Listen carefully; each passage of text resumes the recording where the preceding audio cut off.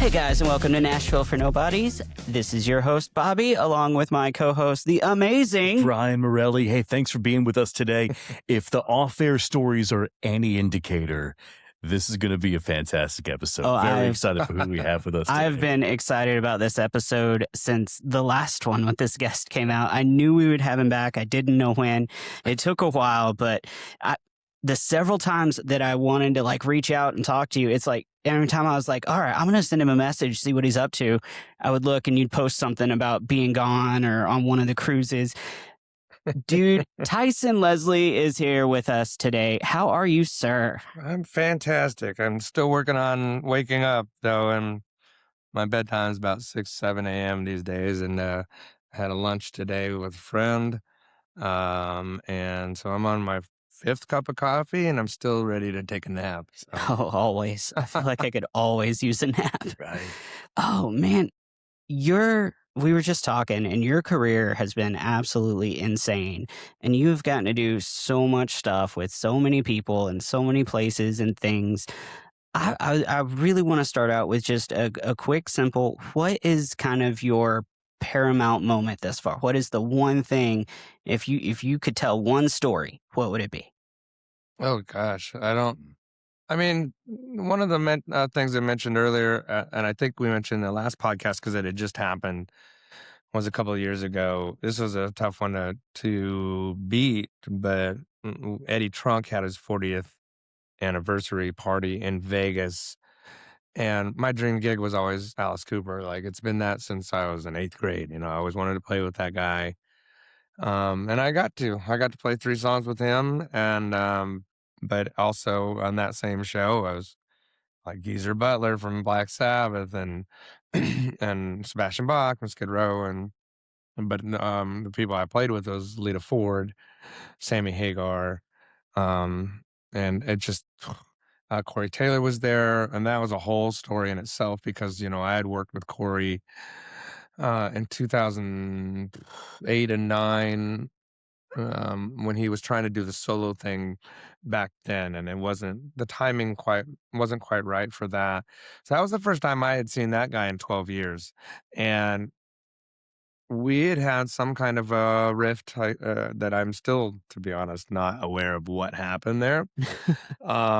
And it was something at that point that had been bothering me for 12 years. I'm like, I don't know what happened, why we all got fired, why all of a sudden it was just complete, excommunicado, like you're done and nothing. And so I was at rehearsal and we were running through songs during the day, kind of like we do it right here.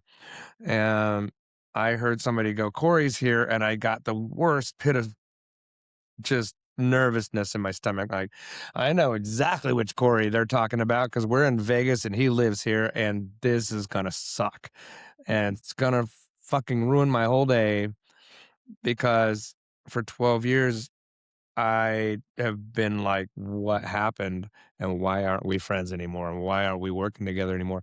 And well, I just went and hid in one of the rooms. I'm just like, I'm not even going to deal with this right now. I'm just going to try to stay in the moment, stay positive, have a good day. This is supposed to be one of the best days of my life, and I'm not going to let this bum me out. And I heard him run his song. He was doing The Wizard by Black Sabbath with Geezer, and it was awesome because he's still one of my favorite singers of all time.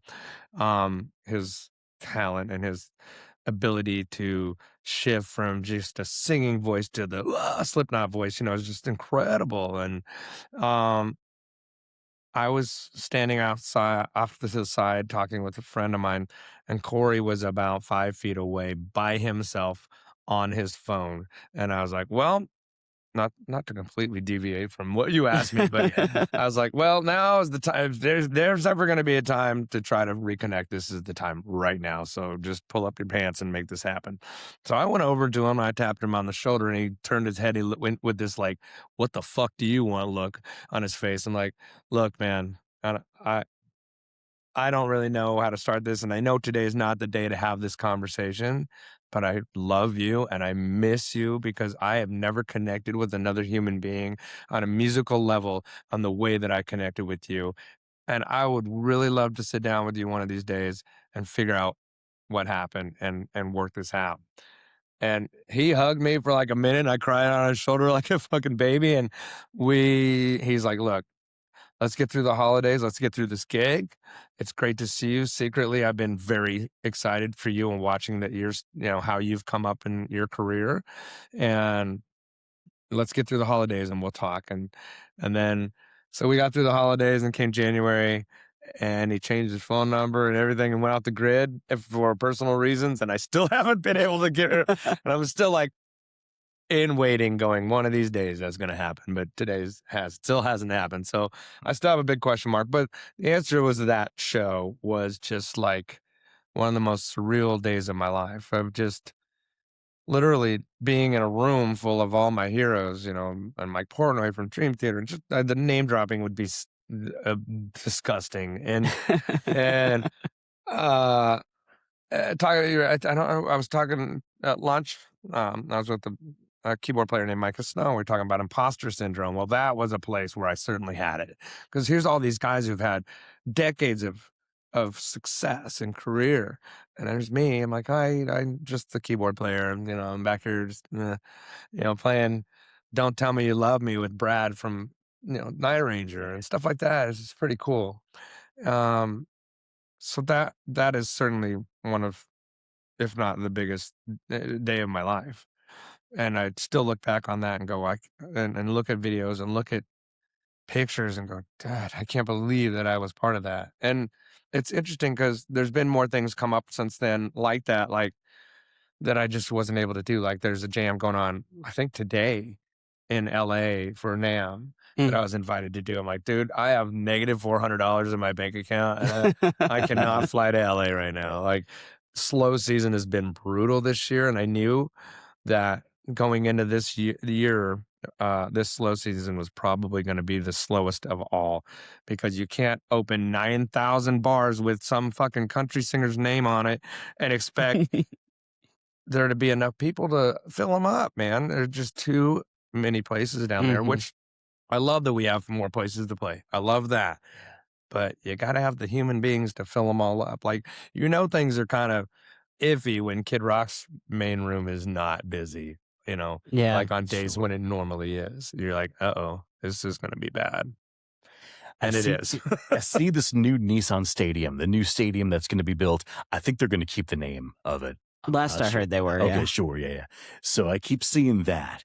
And coming from, where there is MetLife Stadium, but you'd also see where the Eagles are. Like they made sports complexes. These are full on entertainment complexes now. The one in Philly, particularly. So now with this new stadium, there are loose talks about, could there be another entertainment district? Could there be, air quotes, a second Broadway? Could there be even more stages? And I think on the episode with Kenny, my speculation is I think you may see in the stadium maybe second locations of bars, third locations of bars, and taking from the entertainment in town to play out in the stadium and near the stadium. So I guess my big question is, with this direction, that at the very least the stadium complex is going to hold more people, are we going to see like the biggest of the big events, concert events, sporting events? I don't know. There were talks the World Cup could be coming to Nashville at some point within the next however many years. Like it's a contender city. So are we more event based now, as opposed to, hey, here's just the year round traffic that we see? I think if we're going to get more people, we have to be able to hold more people. And I think that's the big thing right now, because stuff like when they did the NFL draft and big events on Broadway, like they cap out because it's full. Like nobody else wants to go and deal with that.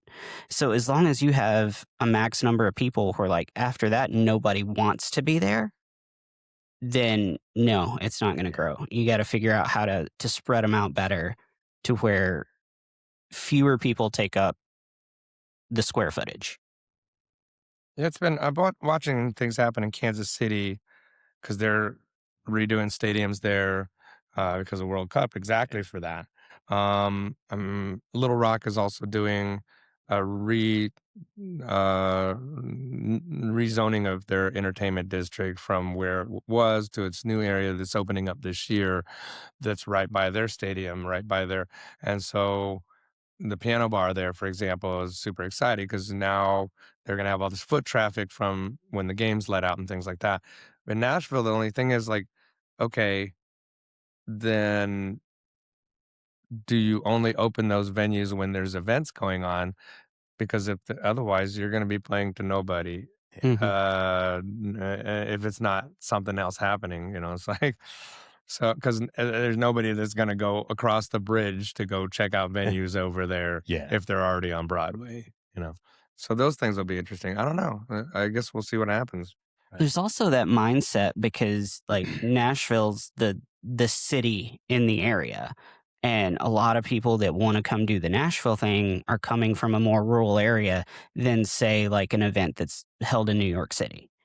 And so when they come into Nashville, they don't have that kind of familiarity with the way cities work when it comes to parking and prices. And so, like, if you're used to, getting a beer for $1 at your local bar, and then you come to Broadway and, you and your buddies have a couple drinks and you've spent your mortgage, like, that's a really mind fuck kind of situation for a lot of the people that Nashville has historically tried to make their audience.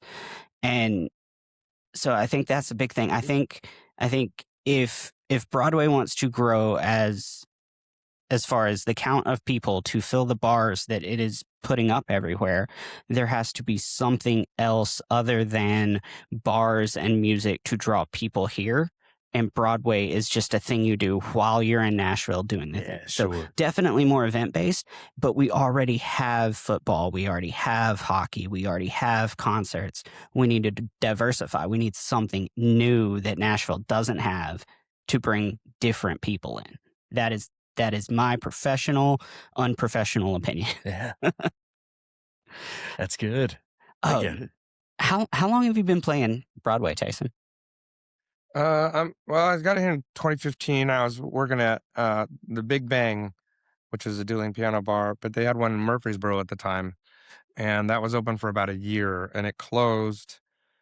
Um, and at that point, I didn't know what else to do, so I, I wasn't working downtown at the one there yet because it was full staff wise. So I, gosh, I don't even really remember what I was doing, but I remember getting a couple calls from guys that I haven't seen in years. It's one guy named Adam Carson. He used to play at Big Shots all the time. That was my very, very first introduction to Broadway, and it was me and Sam Persons and Jeff Duke and Pat Lassiter, I believe, the drummer. And we didn't make you can't.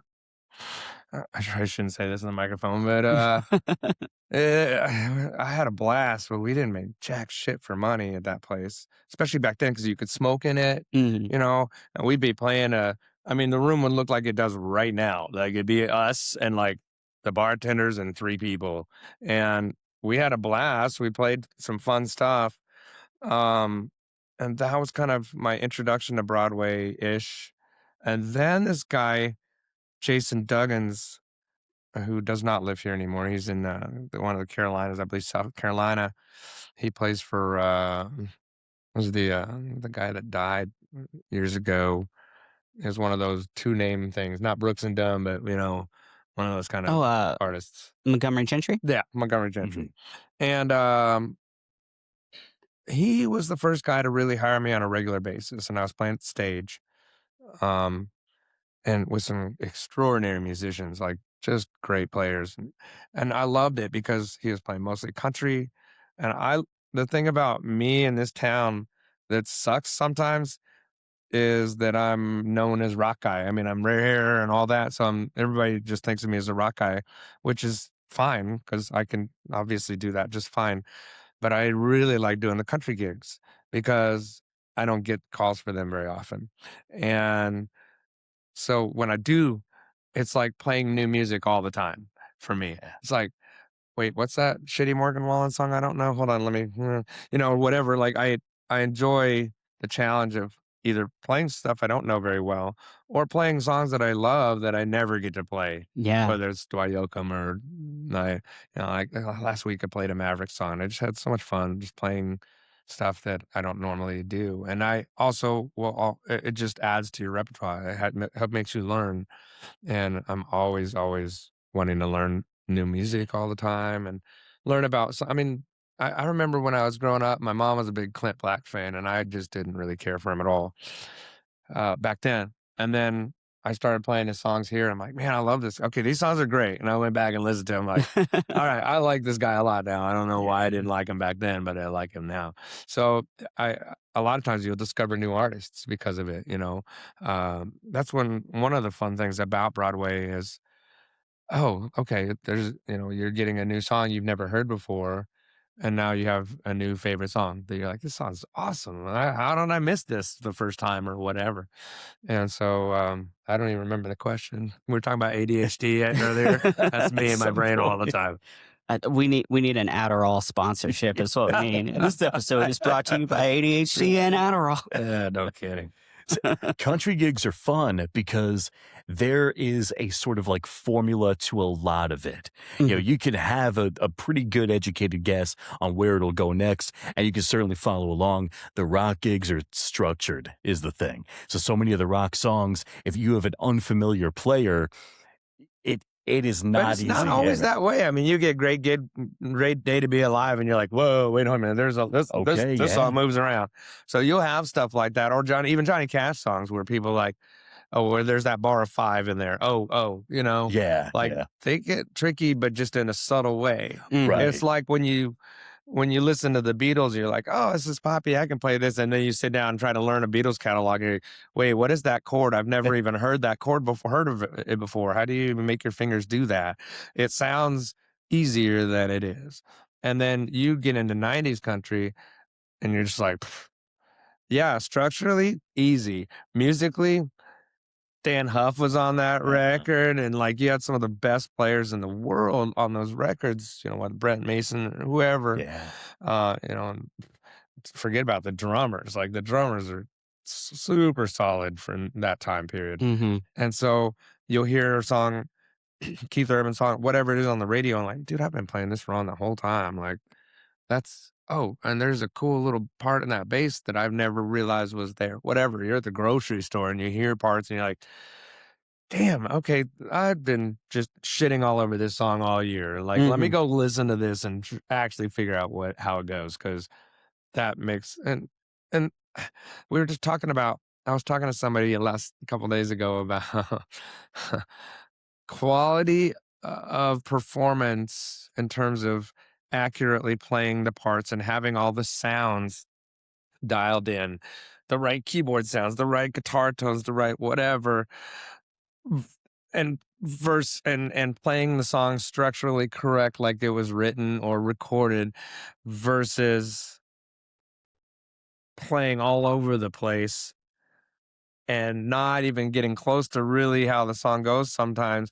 but yet still being so fun and energetic and entertaining and top notch that you still maintain a main stage somewhere because you're making money for the bar, you're making money from the patrons because you got, some shirtless singer or some hot girl whatever it is, that you can't take your eyes off the show. Even though they're like, as a fill-in for whatever that band is, like, this is really hard because you guys don't play any songs the way that these songs actually are going. Right. But it doesn't, like the quote was, it doesn't matter to the audience. The drunk audience isn't going to be like, well, that bass player played that part wrong. They don't care. They're just like, they want to sing Josie on a vacation far away and they want to be drunk and party with their friends. So you can be the most musically gifted, tightest, awesome sounding band on Broadway. But if you're boring and you just stand there, nobody cares. Yeah. And people leave. I've seen it with one of my own bands before. Like there was one time I came in because I missed a gig because I had whatever, but I was still downtown early enough before the band was over. I'm like, I'm gonna go watch these goes. I want to see what my band looks like from an audience perspective. Is it fun?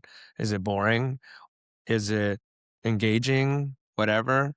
Because I would wonder sometimes, like, okay, it's 11:30, and why are we getting this mass exodus? Like everybody's leaving, and I was like, is it us? Are we boring? Are we bad?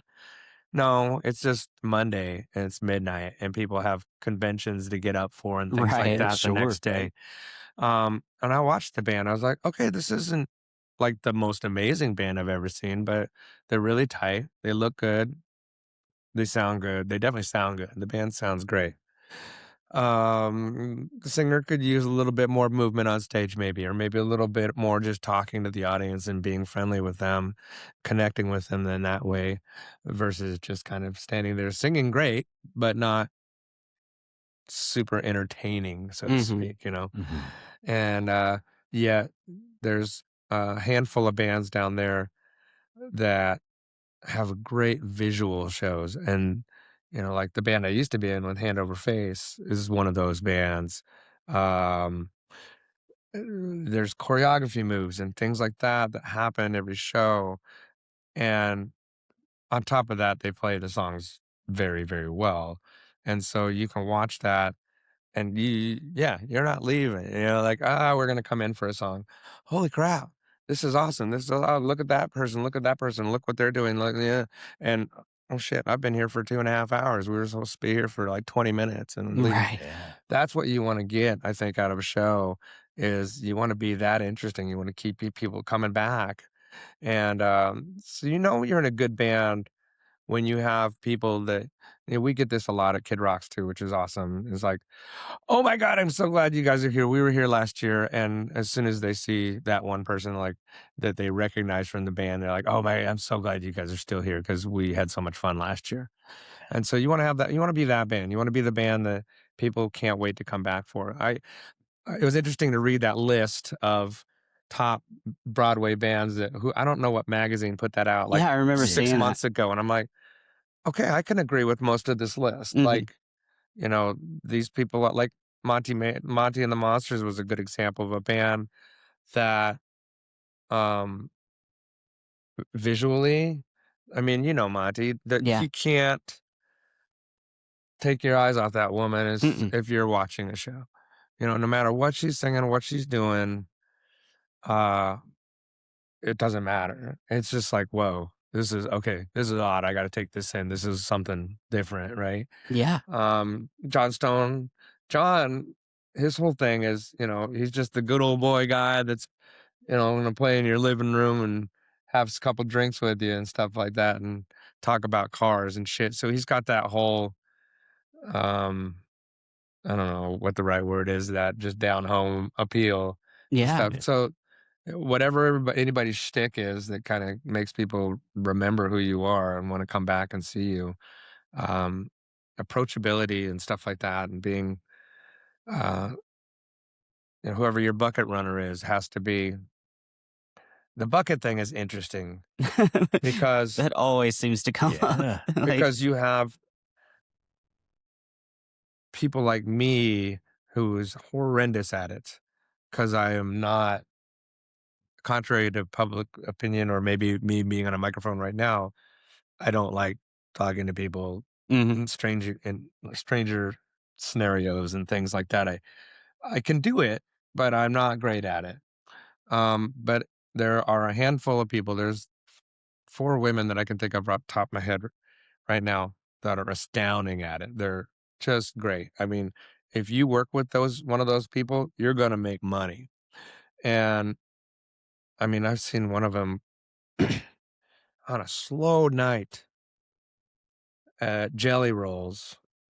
You know, super slow, and I'm like, oh, this is gonna be terrible. I played 2 weeks prior with one singer and made damn near nothing. And then I played there a week after that with a different singer and pulled $500. Mhm. I'm like, how did you do that? There's nobody here. And yet she's just excellent at the art of negotiating, the art of getting people to give up money even when they say no. Mhm. Um, and some of those people, I wish there's one in particular that I wish would just, we've talked about it even, bucket running school. There's honky tonk school.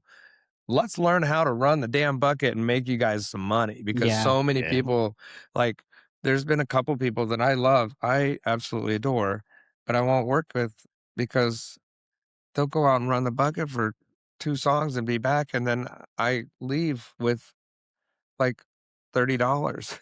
Yeah. I'm like, that's not how this works, okay? Like, and that's it's challenging, I get it. I don't wanna do it, but and obviously somebody has to, but it's like, you gotta find that person that's got that personality, and or have somebody train you on how to do it the right way. Yeah. You know, our singer in our band, with Kid Rocks was trained by a really, like, arguably the best tip runner downtown.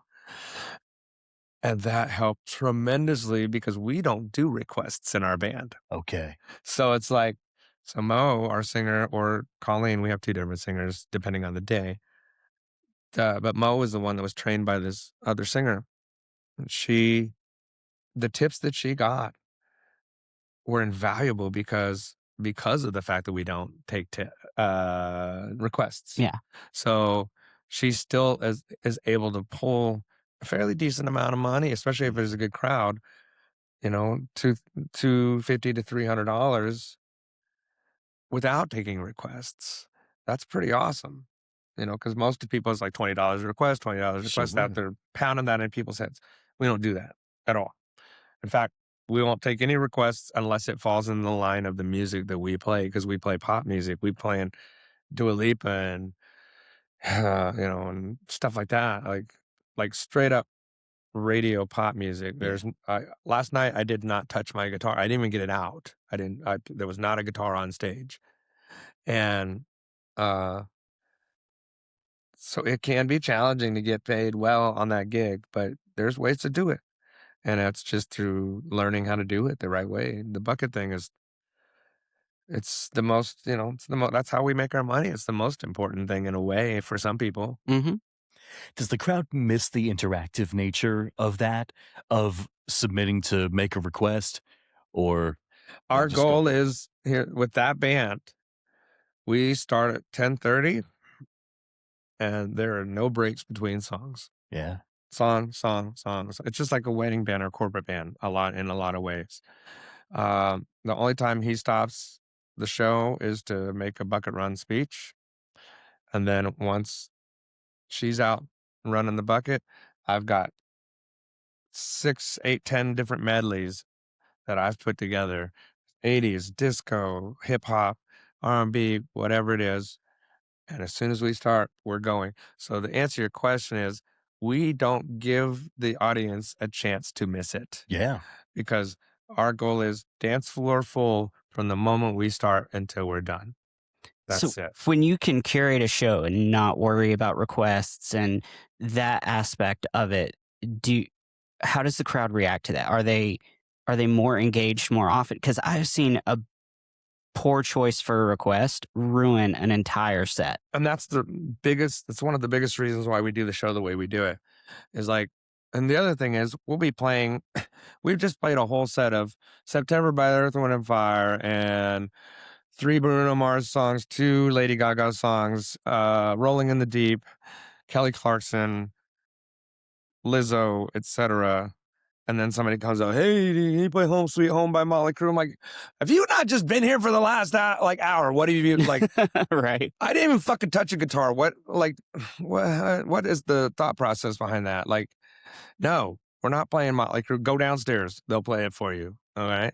And that's not to be a dick, but it's just like, pay attention to what you're doing, like, if I throw Motley Crue in the middle of this dance thing, it's going to screw the whole thing up. It's going to clear the floor, or it's going to change the dynamic of what we're going to do later. And the fact is, that particular band with that particular group of people, they're not going to know how to play Motley Crue. They just don't. They're not going to know Give Me Three Steps or whatever. So it's just like, I just tell people, sorry, we're not that kind of band. Like we literally play pop music. We can do 80s pop music, we can do 90s pop music, we can do 2000s pop music, right? But if you want to hear, Freebird, or you want to hear Morgan Wallen or any of that stuff, go downstairs or go to another bar. Because Literally any other bar. yeah, yeah, because in a way, that's what keeps me there, Mhm. is that I don't have to play all that stuff. I get Because you. I could never, ever, ever play Sweet Child of Mine and Hit Me With Your Best Shot and I Love Rock and Roll and then Pour Some Sugar on Me, and I'd be delighted about it. But at the same time, those songs are there on those lists for a reason. They do work. Mhm. The Honky Tonk School list is a great list for a reason. For new people that don't know kind of what's going on, what to do, that list will guarantee you at least people will enjoy what you're doing because Oh, they yeah. like the songs. But we deviated from that like around COVID time. I had to move back home to take care of my parents and stuff like that in 2021. When I came back, the list was different. And I was like, Mhm. whoa, okay, this is cool. This is fun. And I can also really utilize my keyboard because all of these songs are very keyboard Oh, heavy. yeah. And so now I got new challenge. This is fun. And it's been that way ever since. Yeah, I get tired of playing the same songs in the same order night after night sometimes. But one of the fun things is when the girls go do the bucket run, I can play whatever I want. And so a lot of times I'll just say, all right, let's see, this song's in the key of A, and just figure it out. 1, 2, 3, and I'll just start the song. And once I start the opening riff on keys or guitar, whatever, the band's like, oh, okay, we're doing this song, and they jump in there, fine.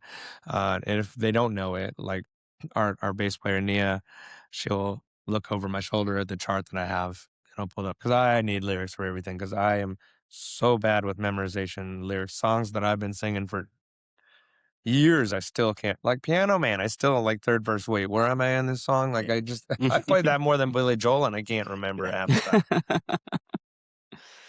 No, I've thought for a while that if we could move away from a request-driven situation, that the quality of performances would The skyrocket. quality of the performances can, depending on your show though, and your person running the tips and stuff like that. It, I mean, it could definitely hinder or affect your tips and may not be as good. But we figured out the tips for us are about the same Mhm. as they were before. And we have a better show as a result. Like we never made a killing up there as it was. Now, there are some people I played with, like I told you, some of the 4 women that I played up there. When I play on the rooftop with Chelsea Foster, I'm making good money. Mhm. When I'm playing anywhere down there with, you know, Kenzie Whittington or Aaron Farrell or any of these people that are really, really good at what they do, you're going to make money. But and a show like ours, it's more. I don't know. We just.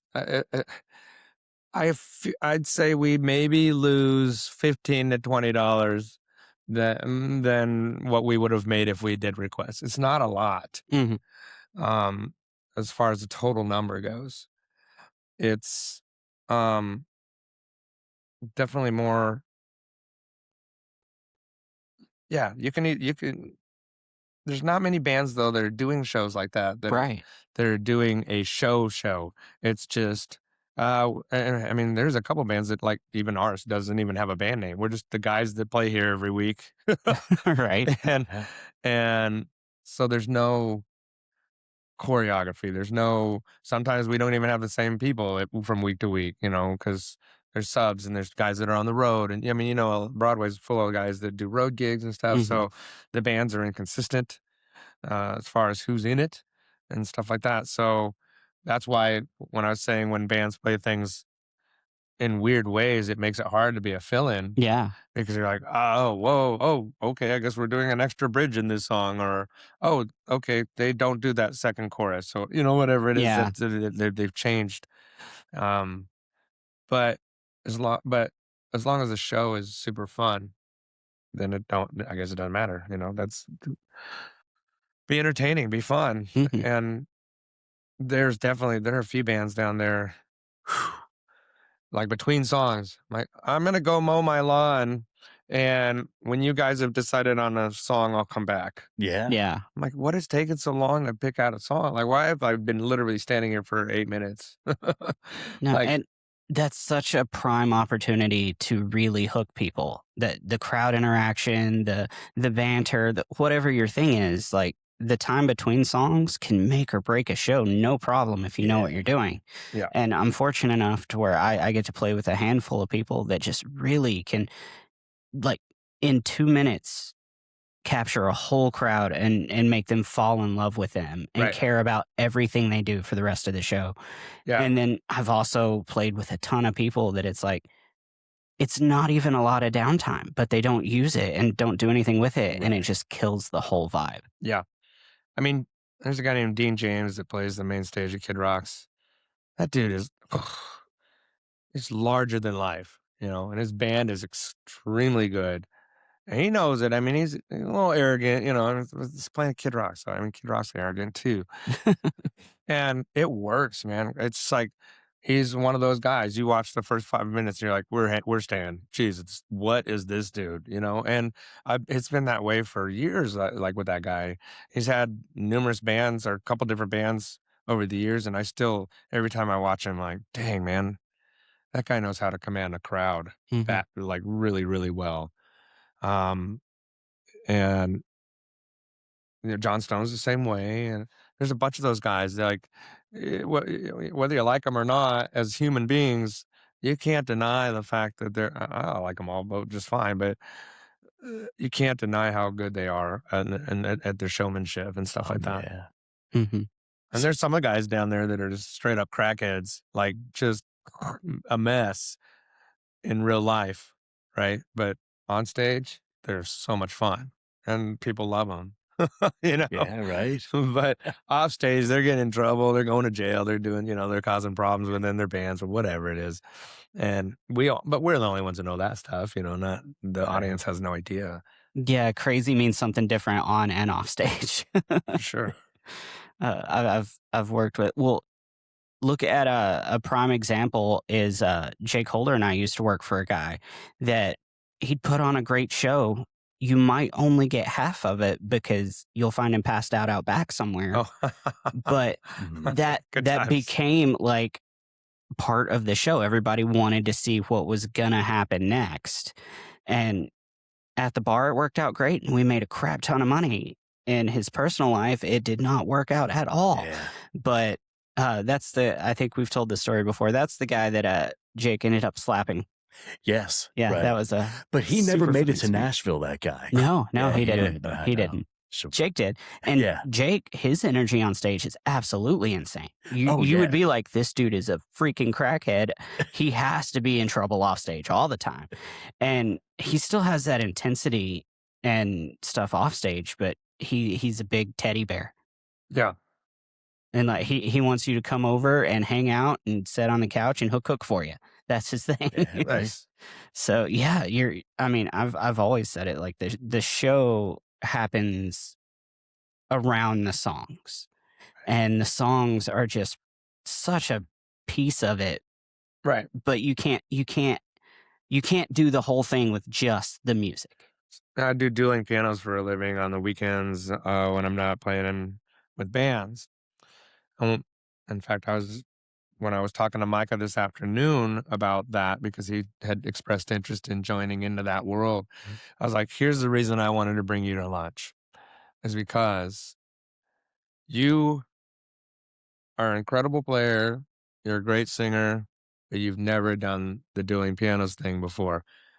The hardest part about our job has nothing to do with music at Mhm. all. It's everything you do between songs. And that can be said for Broadway as well in a lot of ways. You can go home and learn the songs and playing the hell out of them and be great. But if between songs you're not engaging with your audience, then you're not going to make any money. Yeah. Hmm. You know, you have to be, you want, you either have to be like, holy shit, they are so amazing, or holy shit, I want this guy hanging out of my house because that dude is so much fun. Yeah. And it has to be one of those two things. It blow them away or become so relatable that I don't want to leave. I want to give this person all my money because Hmm. this guy or this girl, whatever, is so much fun and they're so entertaining. And I really want to just take him to dinner and see what he's all about, Yeah. whatever. Yeah. And the more front people can kind of figure that out, the better their bands are going to be. Hmm. And it's not easy to learn. I had to when I was learning that stuff, I would go back and listen. I would figure out what are the artists that I love that are really, really, really good at that. Prince, or there's a band called Cowboy Mouth out of New Orleans, Louisiana, that his on-stage banter is astounding. And he's the drummer and he's the front person of the band. And the first time I ever saw them, I'm like, holy crap, this band is ridiculous. And the energy that's coming off stage and the way that the audience is responding to it. How do you do that? How does Prince play an entire arena by himself with an acoustic guitar and have it be so silent? Yeah. How do you have that kind of power and charisma over your audience?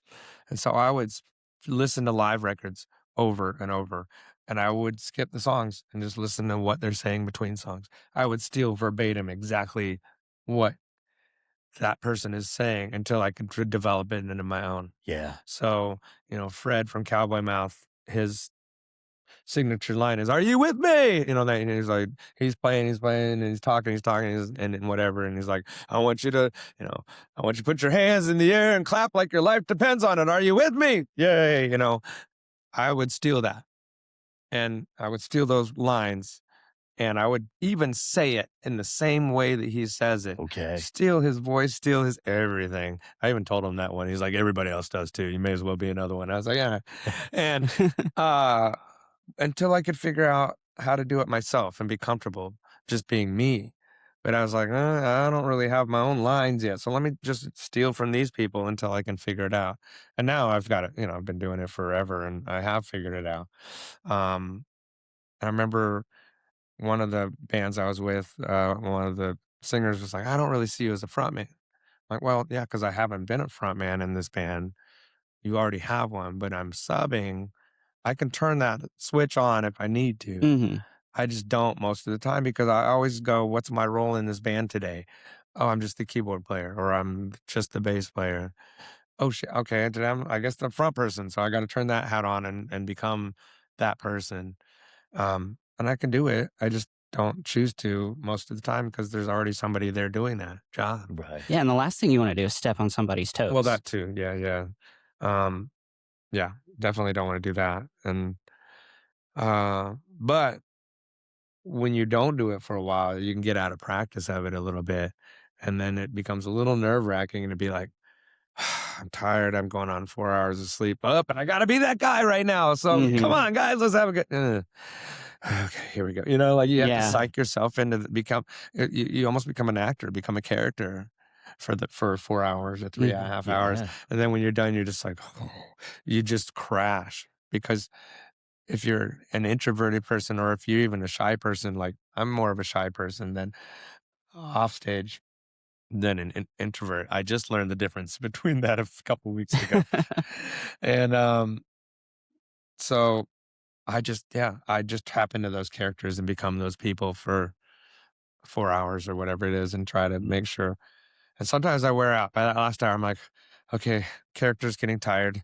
Like, Yeah. I can't just keep that up the whole, So sometimes I have to really force it, to fake it, to make it in a way, Yeah. just to finish through the night.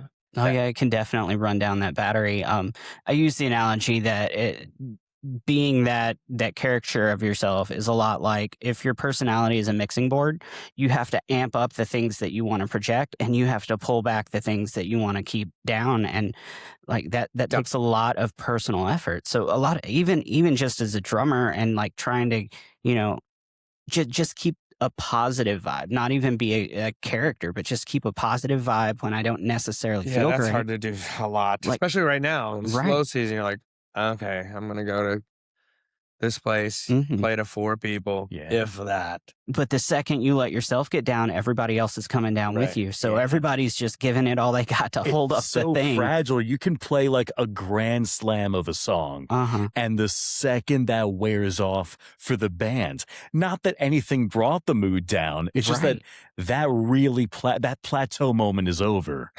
N- that as soon as you level out, you lose a lot of the room Hmm. already.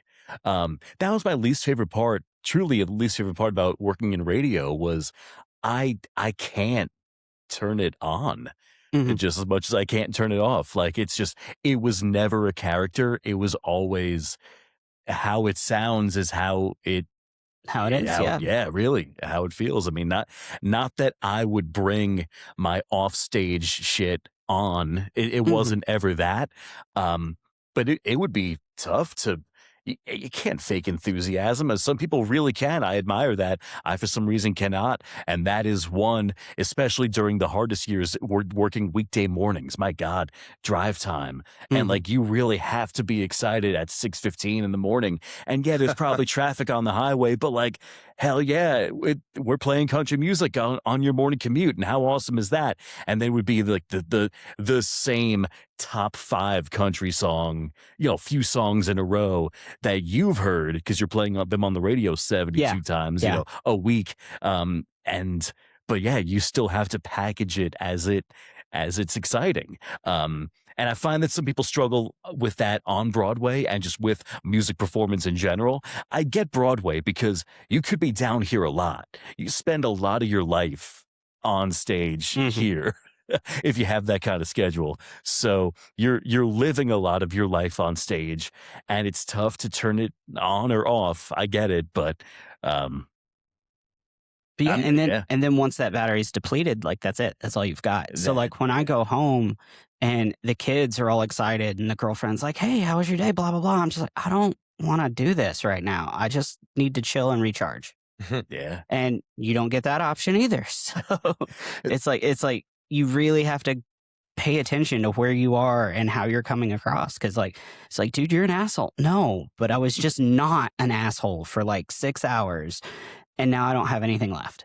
The specific way that I try to mitigate that is like if I'm really approaching 0% social battery, but if I'm still in the middle of a show, if I'm still behind the kit, maybe the next song has like a really great shuffle that I can lock into, or like just a beat that I love playing, or a fill I love playing, or something like that. And I could find new bursts of energy from that. Uh, my issue is going home. You're Yeah. right. Yes. Sometimes the last thing I'm capable of doing is like emotional labor of Mhm. of any kind. I know. So it's I don't know. You're placing your efforts where you can best deliver them, I think, Mhm. right? Absolutely. Yeah. One of the things we talk about a lot, and you mentioned it a little bit before we started the podcast, is our relationships, our work relationships. Yeah. And we just did a podcast with Kenny about how like it's not just networking, it's making friends and like really serving these relationships and building them up. And that's the key to these careers. Yeah. But you're coming, you've mentioned some things, and we can kind of, yes, this is all accurate. You want to be the friends, you want to, really bolster these relationships as both personal and career relationships. But you also have to be careful who you're getting in bed with, so to speak. Yeah. Um, you play with so many people from all over. You've got so many experiences. Can you kind of throw us some advice, some anything? Because Well, I'm sure you've experienced all of it. I had somebody that's fairly new to town hit me up last week, and I was like, I don't know, I'm not having a good time here. I can't. Nashville seems really cliquey, and I can't figure out who my friends are. I can't figure out how to really get past where I'm at right now, I was like, all right, we're going to dinner right now and I'm going to talk to you about this because you haven't even been here a year. Like nobody knows who you are. You're brand new, but you're also one of the most talented people that I've met. And so you can't sell yourself short already because you haven't been here long enough for anybody to even know who you are yet. So let me tell you all about I think the theme of what I'm about to say is friendship versus acquaintances or versus peers. Um I I learned a lot about that last year. I learned a lot about who my friends are, and I learned way more about who my friends are not. And people that I thought I was very close to in some cases were stabbing me in the back. And some of that is certainly by my own doing. Uh, thinking people were my friends that were more my acquaintances. Hmm. Yet you want to vent about certain things in your life that, whether it's work issues or relationship issues or your dog or whatever it is that you vent about to somebody else when you're, like you said, off the gig and you're just like, man, I'm driving home. I'm going to call my friend John and vent to him about all this stuff that happened today that was frustrating or whatever. And then a couple days later, one of your other friends goes, dude, I heard you told John blah, blah, blah, blah, blah. I'm like, wait, why do you know that? Like, I was telling John that in confidence because John Hmm. was my friend, I thought, but why is he going? And then you find out this person and this person also knows what you told John. Like, okay, why do these people know this stuff? And why is my personal business that I've been discussing with you because I thought we were friends and you would keep that to yourself? Why is this going everywhere else? And now there's rumors about Tyson and there's rumors about other people that should not be involved in any of it. And now it's causing strain in my work environment. And now I have to see this person or that person downtown, and now I don't know what to think, or I don't know if I can trust them Hmm. anymore because, damn, they were like really good friends, but now I don't know if they are anymore. Like I, I can't talk to them now about anything because I know whatever I say is just going to go everywhere else. And so that makes you really careful about what you say. And in my case, I should have been more careful about what I said in the first place, right? Hmm. Anyway, and realize I don't have to run at everybody else with my problems to fix it. I just got to figure out how to fix it myself. But um, I put too much stock into the what I thought were friendships with other people, and it bit me in the ass in so many ways. Again, like, I'm not trying to absolve any blame from myself because I certainly overshare. Anybody that reads my Facebook posts know that. Like my oversharing on Facebook has literally become the butt of a joke and with comedians on the Monsters of Rock cruise. Like, because the people that are on that cruise and that are part of that world know that I'm very wordy and I say a lot of things and whatever. I've had to change that too. I've had to really consider who am I hurting or who am I involving that don't really need to be involved when in this particular situation. Hmm. So I'm not going to post about her. I'm not going to tell you so and so about that. I'll figure it out my own way. So learning who your friends are and aren't can be really humbling, really disappointing, and heartbreaking in some cases.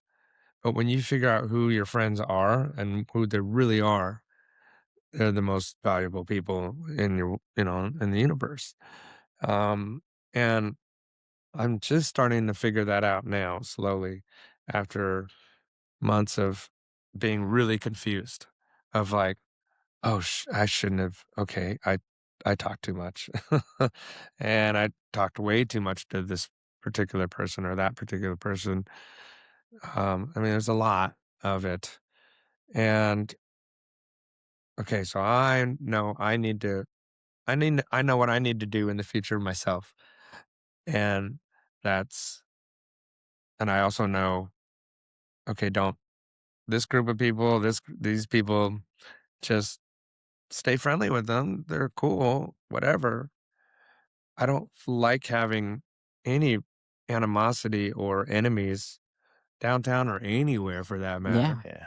I just, I'm one of those people. I try to be as generous as I can with my time, my resources, my energy, my everything, and try to be helpful as much as I can with other folks. But um I've definitely realized that some of that generosity is bitten me in the ass. Like I've found really having to assess certain relationships.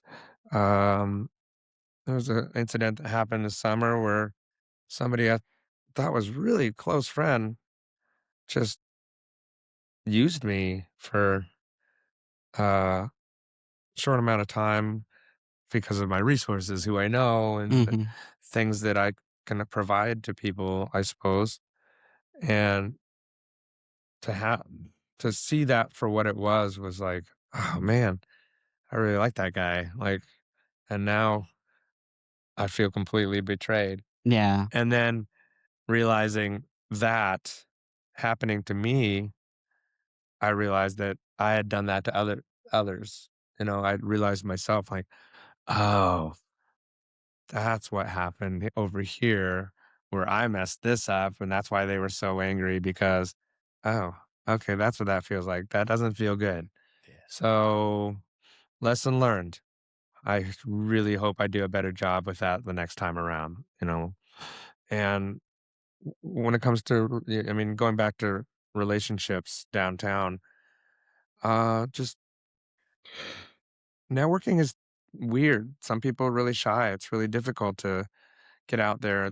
Um, like the person I just was telling you about that hasn't been here very long and was saying that it was clicky. I'm like, you haven't been here long enough. You need to get out and go see bands and go talk to them and stuff. But the days of, hey, I'm Tyson, I'm new to town and I play keys or I play guitar or whatever. Can I sit in with your band? Those are kind of gone. Hmm. That used to be the way that you would get into Broadway. Not so much anymore. In fact, there's bars that won't even allow you to let other people Yeah. sit in, right? And so it's like, how do you get in now? It's kind of who you know. I mean, how you're new to town. How did you get into Broadway Well, so I fast? That's the thing is I had somebody, so a guitar player friend had also moved down a couple months prior to that. We were doing stuff up north together, and he got in with a front person who I ultimately met when I helped him move down here. We kind of met this front around the same time, and it just so happened I took a gig randomly with this front. It was an SOS sort of thing. It was on one of the Not So Lame pages. I didn't even live here yet, but I responded to it and ultimately showed up with sticks. It was just Right. it was an e-kit situation, and I knew a handful of country songs from working in country radio, so I had 15 years worth of country songs that I could just grab from, along with anything outside of that classic rock I could pick out of a hat. So it would have been okay. So it was a weird in that I had. As soon as I went back home after that visit, my friend started working with that front. Right. So then when I moved down, it was kind of something that was, hey, this is your one weekly thing, and then just go from there. Okay. So my going from there was walking around and sitting in with bands, and Okay. which turned into sub situations, which turned Right. into some full-time things. So it snowballed very organically from there. But Nice. yeah. Yeah. And that's usually how it works. Like Right. once you're in, it starts to grow, but it's getting through the door that's the tricky Yeah. part. Yeah. And honestly, other than the honky tonk school situation, like that's obvious. That's the easiest way. Right. You go do that audition thing, you start hanging out there. Yeah. And I mean, if you're even halfway ready, you'll get a shot. Yeah. And that's the easiest. Um, Yeah. I got a call 2 days ago, 3 days ago, one of the greatest guitar players in this city that nobody knows. I mean, this kid is a, a virtuoso in all kinds of ways. I've never known anybody personally who can play like he does. I mean, he comes from the Guthrie Govan kind of school of guitar playing, which is Oh, just sure. otherworldly. And he's like, I'm thinking about getting into Nashville. I just got off this 3-month cruise or whatever on Broadway. And I was like, okay, well, here's the deal. Like I just said, it's tough to just go sit in these mhm. days or whatever. Here's the songs. Here's a 3,000 charts. Here's the kind of basic Broadway list of songs that you should know, which is a lot. I know it's daunting, but any given moment, you can get any of these songs called. Get those under your belt as much as you can. And then I'll start bringing you around. And as soon as people start asking for guitar player subs, can you sing? No. Okay. Well, start singing or learn how to do backup Right. vocals Yeah. because that's going to up your value ex- exponentially. And you're going to get 10 times the calls if you sing than you do if you don't. Mhm. Um, get your shit together, take a month, work this stuff up. Let me know when you're close to ready. And I'll start putting your name in hats and hopefully you'll get some calls. As soon as people see what you can do on that damn guitar, you're going to be like, no, no, no, I have too many gigs. I Mhm. guarantee you, you're that good of a player. That's going to happen. You just have to get your name out there and let people know who you are and what you do. And his name is Max Rossetti, and that dude is otherworldly. But Wow. um, again, Nia Petrie, the bass player that plays it, same deal. New people just don't know their names yet. Yeah. And once they, like you would mention Paulina, nobody knew who Paulina was when she did Rare Hair, Mhm. right? And now I hear her name from various people that are not part of my talking about clicks that are not part of my normal circle of people so I'm like, okay, that's a good sign. Oh, yeah. That means that she's out there working and she's doing stuff. And that's all like Rare Hair is a springboard for that purpose. I want you to be seen by people so that you can get more work, so you can get networked in with people that you otherwise not wouldn't have that opportunity. I- And you also mentioned, let's go to dinner. I'll talk to you about this. Let's go to lunch. I'll talk to you. Yeah. That, if you're not doing honky tonk school, find the person doing what you want to do, Yes. buy them lunch, All the time. pick their brain. Yes. Guarantee you, if you even halfway have anything in common and can kind of be friendly, that right there will be like, oh, cool. Well, I know you now and you're into this and we think the same and we have a lot of ideas that are similar. And I want to see what you can do Yeah. because I want to be able to call you. Going back to Kenny's thing, when I first moved here, and I'm getting ready to start it again probably next month, I would take somebody different to lunch Monday through Friday. Mhm. It was expensive, but I would do it, and I did it for like 2 months straight, just every day somebody different. And that will you're gonna know within 10 minutes, oh man, I'm gonna be friends with this guy forever. Mhm. Or all right, I may just work with this guy every once in a while, but that's about it. Right. Or all right, this guy's a douchebag. I don't want to have anything to do with him ever again. Like you'll know right away. And I didn't fortunately ever have that situation ever happen, but I did figure out in a lot of ways. Some of those people are people I see all the time. Mhm. There's some people like Matt Billingsley, for example, or some of these higher profile. Like I haven't seen him in years now, but we're still when we do talk, it's like nothing ever. Like oh man, it's good to see you. We're not friends, but Right. we're acquaintances. That's what I mean by friends and acquaintances. Different, Yeah. right? Like knowing there was an interesting social experiment, and this was presented to me about a month or two ago, and it kicked my ass. And the way I had to really sit and think about that, and it was a lonely, depressing answer. You were in an ER, you came in a coma or something that has you completely debilitated. You cannot do anything. Who's going to show up at your who's going to show up in the waiting room and not and who's going to move everything around to be there for you when you wake up? Mhm. And then who are the people in your life that is like, how long is this going to take? Like, is there, I mean, whatever. Or who's the or who's the guy just like, I'm clearing my schedule. I'm going to be here. I don't give a shit how long it takes. I got to be here when they wake up because whatever. And I was like, shit. In Nashville, I don't think I have anybody. Maybe one person, maybe two. And then the person I talked to was like, I'm one of those people. I'm like, okay, I was hoping that'd be the case, but I don't know.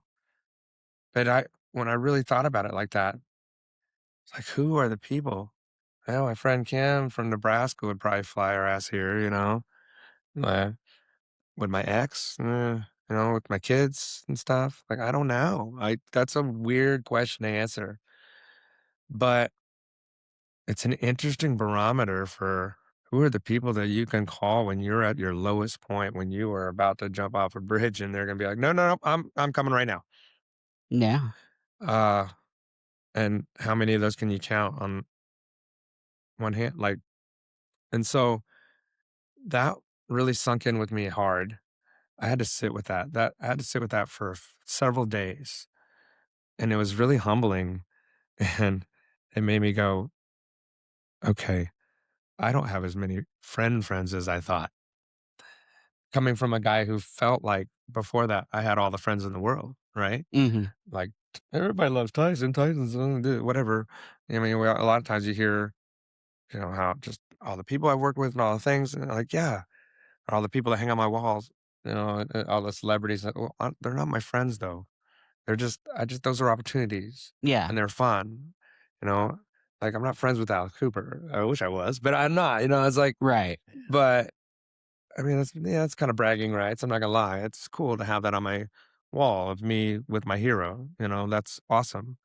But it's not to say, oh, these are. But like last night, I was hanging in a hotel room with the singer from Striper because he's a friend. Like a million, again, going back to not a million years, would I think that I would say that sentence as a fifth grader listening to Yeah. fucking Striper in English Right. class, Yeah, being right. like, you know, I'm gonna go hang out with this singer in a hotel just before my gig to kill time because we're buddies and we haven't seen each other for a couple of years. Like, Yeah. what in the hell is that? But like, he's one of those guys that it doesn't matter how much time passes by between gigs or when we see each other, we always connect. And we all, I know his wife and she's there and she was awesome. And we've been like, that's another barometer. Do you know the significant other's name? What's his dog's name? Mhm. What are his kids' names?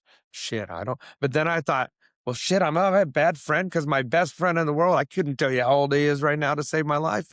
I think he's 50 something, but fuck, I don't know. Like, and then I start questioning that stuff. Mhm. I'm like, shit, am I a bad friend? Get my phone text like, uh, you're 58, right? No. Shit. Okay, maybe I'm a bad friend. Like, it's weird, but this is my best friend in the world. Like we've been friends for almost 30 years now, but I don't know how old he is. But Oops. going back to your experiment though, if he's waking up in the hospital, does it Yeah. matter if he's 58, Right. 59, 60? And Are the, you there? and the person that brought that whole thing up to me it's made that same example. It's like, doesn't have to be everything details. The whole point is that you were saying that this person is your friend, but you don't really know them that well. And that's the point I was trying to make. Like, this is somebody, yeah, you've known for 10 years in this town, but what do you really know about them? Mhm. And and you're talking about relationships in Broadway, you can utilize that same barometer for that too. Like I know a ton of people down there, but I don't know a lot about that ton of people. What do I know a lot about? Maybe 3 to 5 of those people Mhm. I know a lot about because I worked with them for years or whatever, like Pat Saunders, who I play with every Monday, Tuesday, and Wednesday at Kid Rock's on the Roof, 10 to Close that I've been doing for the last 7 years, which it's crazy thinking I've been doing that for that long. I've met his mom. I know a lot about that guy. Mhm. I mean, I've been playing with him for 7 years. Do we hang out outside of the gig? No, we don't. Hardly at all. I think I can count maybe 3 times we've ever done anything outside of a gig. We went Yeah. and saw Dixie Dregs together. We went and saw Toto together this last summer. Every time there'll be a concert, I'll be like, "Hey, you wanna go?" 'Cause and yeah, so that's it. But, friendships versus, acquaintances versus just somebody that you work with every once in a while. Yeah. Business is going to get tied up in that. Mhm. You almost can't prevent, hey, it's hard to stick to, I'm going to keep business and interpersonal completely separate. Yeah, we Yeah. can't do that. They're going to get blurred, those lines eventually. For sure. And every job is gonna be like that to some extent. But like my friend Kim in Nebraska, who helps me with all the rare hair stuff, she's like, just everybody downtown, think of it like you're in an office in a cubicle, just like every other shitty job. And that's it. You're going to work. They just Yeah. happen to play guitar and drink and act like idiots all night. But like you're still at a job. You're still at a place where of employment. So treat it that way. Like any other job, how much are you going to tell your coworkers about your personal life? You're probably not unless you're really close with them. So why do you feel like it's acceptable to do it there just because you play music and do stuff like that? Oh, good point. And I mean, that makes sense, but also playing music is such an intimate experience. So, Sure. like, when you really connect with somebody musically, like, you feel that on an emotional level. Like, This is it's true. like, we play great together. We have to get along. We have to be friends. It's supposed to be that way. Right. And it works the other way too. Like, if you're really close friends, you're like, I want to play with him. Yeah. And then when you get on stage, if you can't lock in and it doesn't gel right, it's like, Yeah. what's wrong with this? Right. Right. So Yeah, it's that's true. really hard to separate. And I mean, like, I guess keeping that kind of curtain up as a protection is one thing, but like, you can't deny that I really enjoy playing with this person, so I feel a friendship there. Yeah. Yeah, that's true. Like, we can go in a piano bar world. I spent 10 years playing and dueling piano bar. Well, the only dueling piano bar that was here for so long was a place called the Big Bang. And that closed when the bomb went off in Christmas time of 2020. And we went to a place called Whiskey Shop for a little bit. And then that was it. Game over after that. And then we moved over to Whiskey Bent in the second floor, but Mhm. that was a different company, which is a guy named Chris Hatfield who's running things at Chiefs now on the second floor, which is where we're at now. Okay. And so for 10 years, there was no drama in Nashville in piano bar world whatsoever. Everybody knew each other, got along great, show up, do the gig, play, make money, and go home. Super easy. Were we all friends? Yeah, to a certain extent. Mhm. Do we hang out outside of work? Not very often, but every once in a while. Sometimes we have a little group outing or something like that. Like in a couple weeks, we have a mandatory meeting, and Chris. But basically what that means is he makes a bunch of food, and we all sit around and just kind of talk about the peaks and valleys of the show of the year, and just kind of evaluate where we're going to go, right? And then this year, there's two. There were originally two that already existed. Chiefs second floor, and Lainey Wilson's Bayou Keys in the basement of her place, which used to be the FGL bar. And then this year, a new place opened up called Pete's, which is a franchise out of Texas, and they're on Second Avenue. And so we were all like, "Yeah, awesome, cool. There'll be 3 places to play, and we'll all be able to share players, and we'll all be able to kind of always be working and have places to go." And that became false. That became that all went to shit really fast when Pete's came in, and originally the guy who owned Big Bang was running the music direction of Pete's, Mhm. and then some other people came in and there was people that moved here to work there, and my roommate was one of them.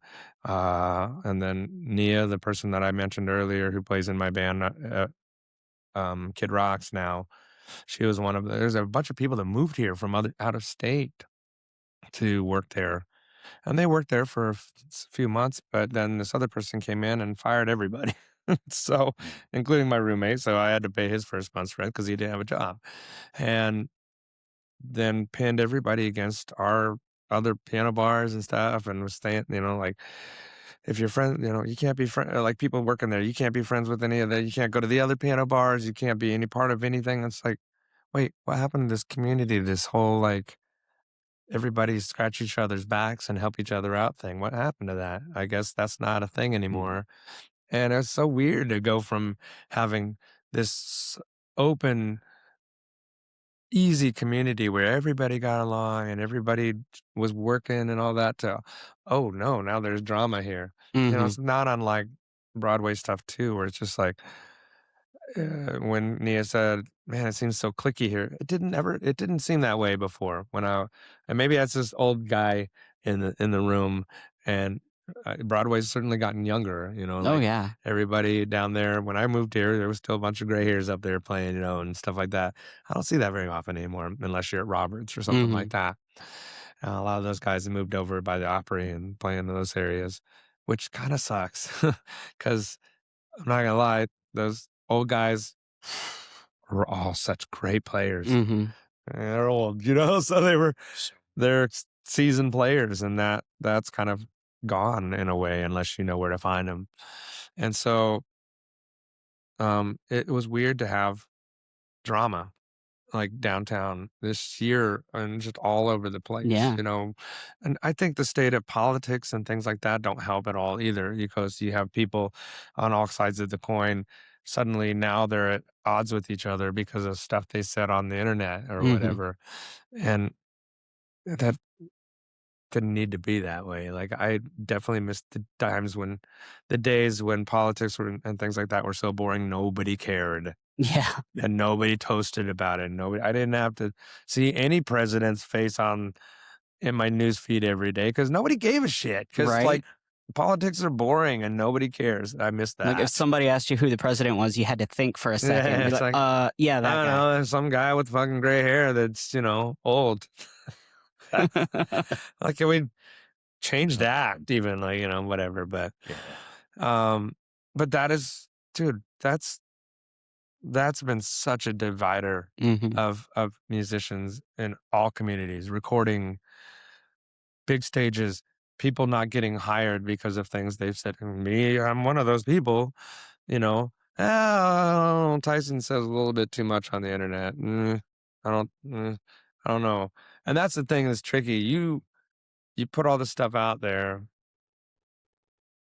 not realizing you're putting all this stuff out there for a bunch of strangers that don't really know you very well. Yeah. And you're saying all this, spitting all this, you're just vehemently passionate about this particular subject, but you kind of look like an asshole to somebody who doesn't know you. If they know you, they're like, oh, yeah, that's just Tyson just saying his normal stuff. But if they don't know who you are, that's a lot. Yeah.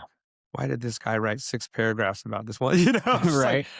yeah, sorry. I can be long-winded. And I've always been that way. My mom was an English teacher. I've always been a writer. Creative writing has always been kind of what do you call it? Like, it's cathartic, it's therapeutic, it's all of those things. And now, more often than not, I'm putting those therapeutic thoughts in a journal and not putting it online Mm-hmm. for everybody to see. And that's been a helpful thing. It's been a help from other people that outside of my life that are important to me, that are my real friends, that are like, Tyson, seriously, stop. You're you're crossing boundaries, you're saying too much stuff, or you're making yourself look like a shithead. Like, people who are legitimately important, or some pretty big rock star people, whatever, are passing on you because of the things that you're putting out on the internet. Yeah.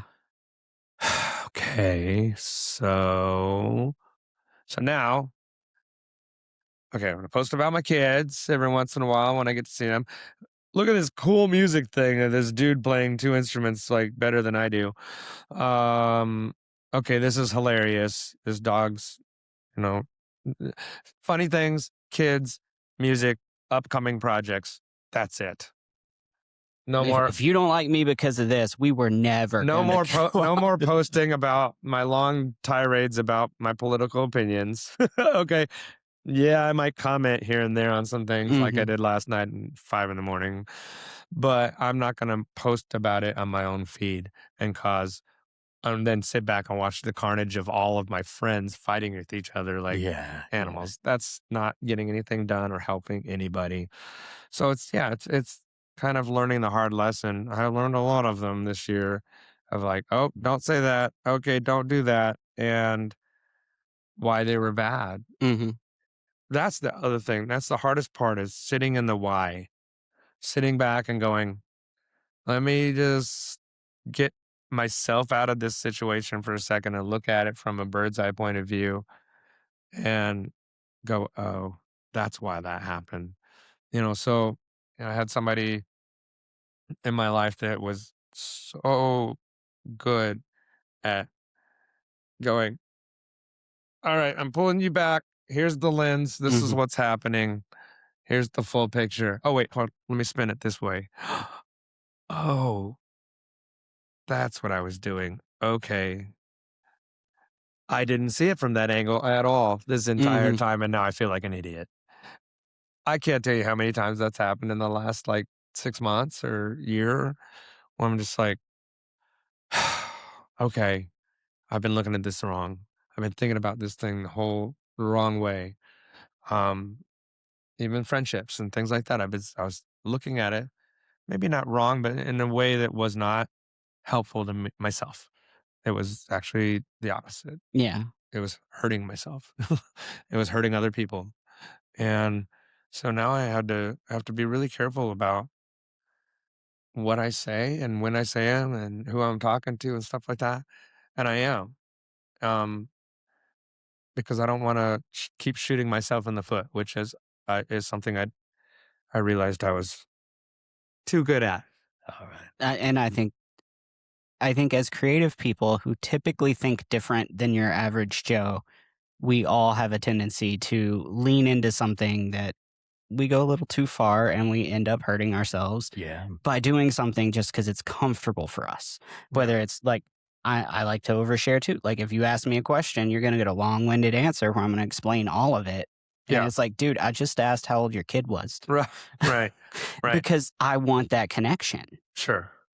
And yeah, you have to understand that just because you think like that doesn't mean everybody does. And Right. I mean, sometimes how are you doing is just oh, I'm good. I'll talk to you later. Yeah. Right. And I'm bad about that. And then there was twice this week where I was on the phone with somebody.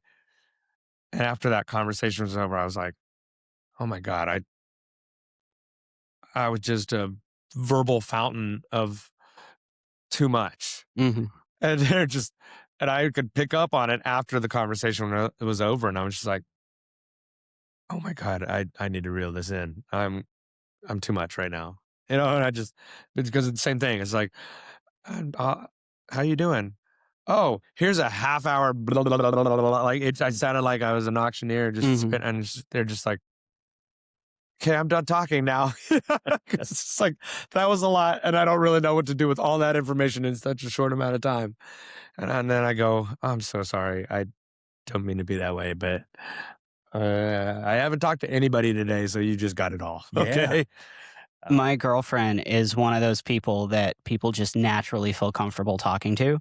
And so, like, I was playing at Morgan Wallen's. We were on the main stage, and she come up, and I guess she talked to the hostess lady for like half a second, and then ended up getting like this lady's like mental health history for her entire life. And she's like, why do people do that? I was like, because they need to let it out and you feel comfortable. Right. And I think that's the thing is like, if somebody that I feel comfortable around asks me, how are you doing? I'm going to give a legitimate answer. Right. And Right. they're going to be freaked the fuck out Yeah. when all I'm really saying is, I like you. I feel like we can be friends. And Sure. they're like, well, not anymore. Even with friends, I might still come into question with place and time. Hmm. And I still struggle with like outside perception and how am I being perceived right now? And Yeah. that I probably struggle a little bit less with it now than when I first did. But when you first get into thinking like that, that already is gonna throw you, pretty far off base. And then I usually leave the interactions of like, would I be friends with me? And oftentimes, no. God, I'm insufferable. But Uh, like, I Yeah, that's a hard one to wrap your head around sometimes. It's like, would I be friends with me after this conversation? And like, "Ugh, that guy's fucking annoying. No, I would not. yeah. I mean, I think I'm annoying. Like, and that bleeds into other aspects of like people that I legit think could be my friends. I end up thinking I don't feel comfortable calling them because I called them yesterday about something and I don't want to be annoying or something Right. like that. And it makes it really hard to judge where you stand in their view and where they should stand in your view. And then you end up oversharing and figure it out when it's too late. sure, right? Yeah, It's it becomes tricky when you talk about, I had a friend earlier this year that was going through a lot, and I also had been through a lot of this type of things. And we're talking about when you're at your lowest point, though, and who do you call? Like, or you always hear, man, if you need anything, like, I'm here for you, just give me a call. And you're in that moment of despair and everything's falling apart or whatever it is. I woke up at the beginning of July to an empty house for the first time in 25 years. Like, I had never for 25 years, I'd either had a significant other or a kid or somebody that was in my house. Yeah. And I'm like, shit, what do I do starting over now at 51 years old in this empty house? This is really weird. And when you're that point, the last thing you want to do sometimes is bother your friends and bog them down with your, oh, sad panda news, and all the things that are going on in your life that's negative. Like, hey, I hope you're having a great day. Let me tell you about my shitty life right now. It's Hmm. like, you don't want to do that to them. So the people that do end up, doing the worst types of things are the people that they don't call somebody. They don't go because they don't want to. Hmm. They're done. And that's a hard thing for people to understand as well sometimes is you don't always want everybody has the greatest of intentions, but when you're in the moment and you're woe is me in the worst possible ways, the last thing you want to do is pick up the phone and call and talk to anybody. You're just like, Hmm. I just want to yeah. sit in this shit until I'm fucking dead or whatever comes my way, whatever it is. Yeah. And so that comes back to the whole thing of the waiting room thing again. It's like, if I'm really, really there, who's the one person I'm going to call because I'm literally at the end of my rope. And I've been in a weird on the other side of that a couple times where I've seen somebody post something crazy on Facebook. I'm like, fuck, I'm calling them right now. It's 4:30 in the morning. I'm calling them right now Hmm. because this looks alarming. Um, and talked them off the ledge, man. We talked for an hour or whatever it is. And one of those people I just saw a post from the other day, and it's still bad. Like but he's in a better place to deal with what he's dealing with now than he was when he was like, game over, I'm done. Hmm. And that's a weird position. I mean, I can think of 3 different people right now that I've done that with, where it's just like, where they've messaged me, months later, weeks later, whatever it is, just like, dude, thanks. Like, I was legitimately ready to go. And when I was there myself, I just took a phone call from my son. He didn't know what was going on. He didn't know I was in that place, but he was doing was to call and talk about our upcoming plans. And that turned the switch for me. It was just like, dude, what are you doing?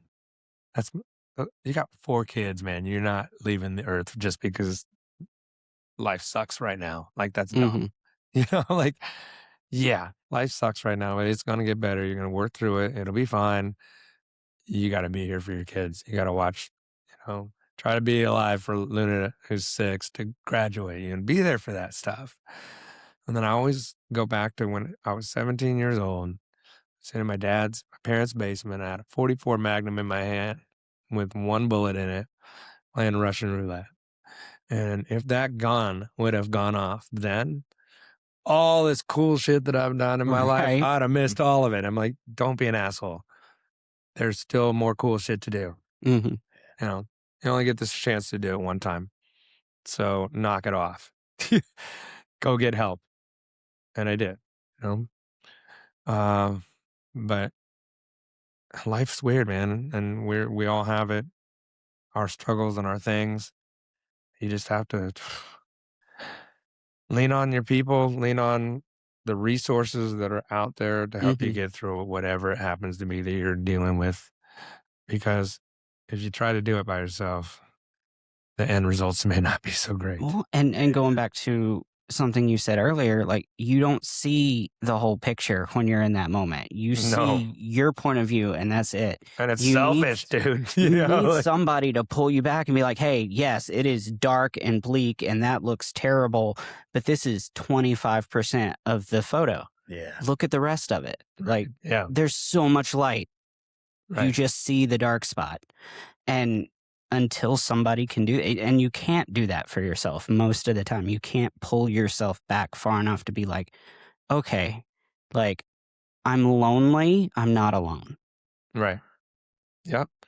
Like a buddy of mine yesterday, we were talking about meditation. And I was like, I don't know, man. Like, I can't, I've tried it. I'm not very good at it. I get distracted and everything. He's like, you're not doing it right. Here, I'm going to send you this thing. Check it out. I do it 2-3 times a day. Just do that. I promise you it'll help you. I'm like, it's dumb. I don't really like, And then he's like, this is how you self-regulate. This is how you regulate your emotions. This is how you kind of sit down and sit in your issues and sit in your things that are going on in the present right now. It's not some guru kind of stuff where you're sitting there with the towel over your dick, like with your fucking hands like, it's like, it's not like that. It's just, you just really just go inside of your own brain and sit with your own bullshit for a minute and sort it out. I'm like, all right, I'll try it. All right. So it's just like, there's so many resources. Like, he was the last dude that I thought would be into that kind of stuff. Yeah. But, I've never looked at him like that, but he's like, yeah, check this out. I was like, oh, okay, cool. And I did. And I'm like, all right, I'll start using this now from now on, and it'll help, hopefully. I mean, there's so many tricks and things like that to kind of work yourself into looking at things different. And you mentioned kids. Like, my youngest daughter, if I'm mad, she will walk up and she will be like, will a hug help? And it's like, you know what? It really fucking helps. Like, it changes everything. And because, one, I know how things look to her and she thinks I need help. Right. And I don't want to be like that. So it's like, okay, you have now come and saved the day and fixed the problem. That's 2, awesome. I literally just needed that hug that made everything feel better. And then things that I go through with her when she's like, can I have an extra cookie? And I'm like, no. And she's like, oh, but I really wanted one. And I'm like, well, then why the fuck can't you have one? Why is that a big deal? Why do I feel like I'm supposed to say no? I don't have a reason. And that moves when I get angry because, somebody broke something. I'm like, does it really fucking matter? Like, why am I really mad about it? Is there a reason? And it's like, okay, I feel disrespected because they're not paying attention. Yelling at them because they broke something doesn't fix that problem. Let's have that conversation. So, all kinds of things, writing things down. Sometimes when you're venting to friends and you hear yourself say the problem out loud, you're like, I sound like an asshole. Maybe this isn't a real problem. Right. So, just being able to have some kind of point of reference that's not just your point of view makes everything completely different. Oh, yeah. And I mean, You talking friends and acquaintances, sometimes an acquaintance is fine for that. Just, hey, Sure. let me throw something at you and see how you feel about it. Yeah. And sometimes you need that deeper friend, or sometimes just a call from your kid that's like, hey, you know how we're supposed to do this weekend? I was thinking about this. And you're like, cool, that Right. sounds perfect. I absolutely can't wait to do that. Yeah. Yeah. It's just, you need something to snap you out of that Yeah. mode. Sure. Learning emotional regulation it's so interesting because there's so many pointers, but there's no black and white Mm-mm. way to learn it. So I had a friend who would say, will it matter in 5 days? Hmm. And if not, then why would you spend 5 minutes right now on Yeah. it? And I get it. And there's nuance to that as well. But like, Yeah. Yeah. that already was a big step in it for me of like, no, that this wouldn't matter in 5 days. So what can I accomplish now? Right. And then, yeah, it puts it into perspective, I guess. I was learning a little bit about this stuff called attachment styles over the last year. Yeah. And man, talk about learning how to, or what you are about, or who you are based on that. But what I didn't learn until last night, I was listening to this podcast, is attachment styles don't just always apply to your romantic Hmm. relationships, but they apply to friendships too. And Yeah. I never even realized that until I listened to that. I was like, oh, like you can be an anxious person with your significant other, but be an avoidant person with your friends or your family. Hmm. And I realized in listening to that, I was like, oh, I am that. Like, I never realized that because I was telling somebody I've always had struggle with this. It's the weirdest thing, and I don't understand it. I still don't understand it about me yet. I guess I haven't seen the right therapist or whatever. Is the people I'm closest to, the people I love the most, I feel weird hugging. My dad, my mom. I can't do that anymore, but my kids not so much. That one's easier. Like my best friend in Kansas City, I've always hugging him feels fucking weird. I don't understand it. Like that should be the easiest thing. I can hug some total stranger Hmm. and totally fully take that, but this person who I've been friends with for 30 years, I feel awkward just like touching at all. Like that doesn't make any damn sense at all. Psychology is weird. It really Right. is. Yeah. And my brain is weird, and I'm still trying to figure it out, but well, at least musically it's good. Right? Pretty good at No. that shit. So The everything else, it's just like a crapshoot. the I don't whole know. tortured soul motif works I great for guess. artists. Yeah, I If you guess. want to create, be miserable. It does wonders. Yeah. Right. Jeez. That's, what don't you play? Horn, brass instruments. Okay. I Sure. tried, Yeah. and I'm really bad at it. I can't get my lips to do the right things. They sound like just farting dogs or whatever. It's just like, this is not a thing. That's fair. So my dad had a bugle at home, and I just mess Yeah. around with that. Sure. But my roommate is convinced that if I spent some time, I could figure it out.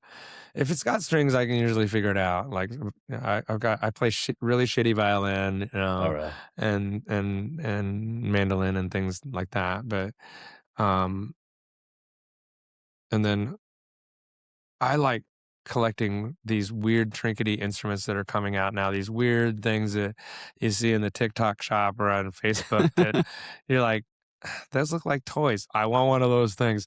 They're the dumbest things. Like, Okay. there's this like fold out thing that's only about this big, but you can fold it out and there's a guitar neck. You just push a button and it plays a chord and it's got this thing you strum. I can take that in a hotel and put in my little carry-on bag and I can work on songs or I can write ideas with it, but most real musicians would look at that and go, that's a toy, but it kind of is. It's an expensive toy, but you know, uh, oddly enough, it was Jennifer Love Hewitt, Okay. who I had a huge crush on, for like everybody else did an ad on her page with this. And I was like, what the hell is that thing?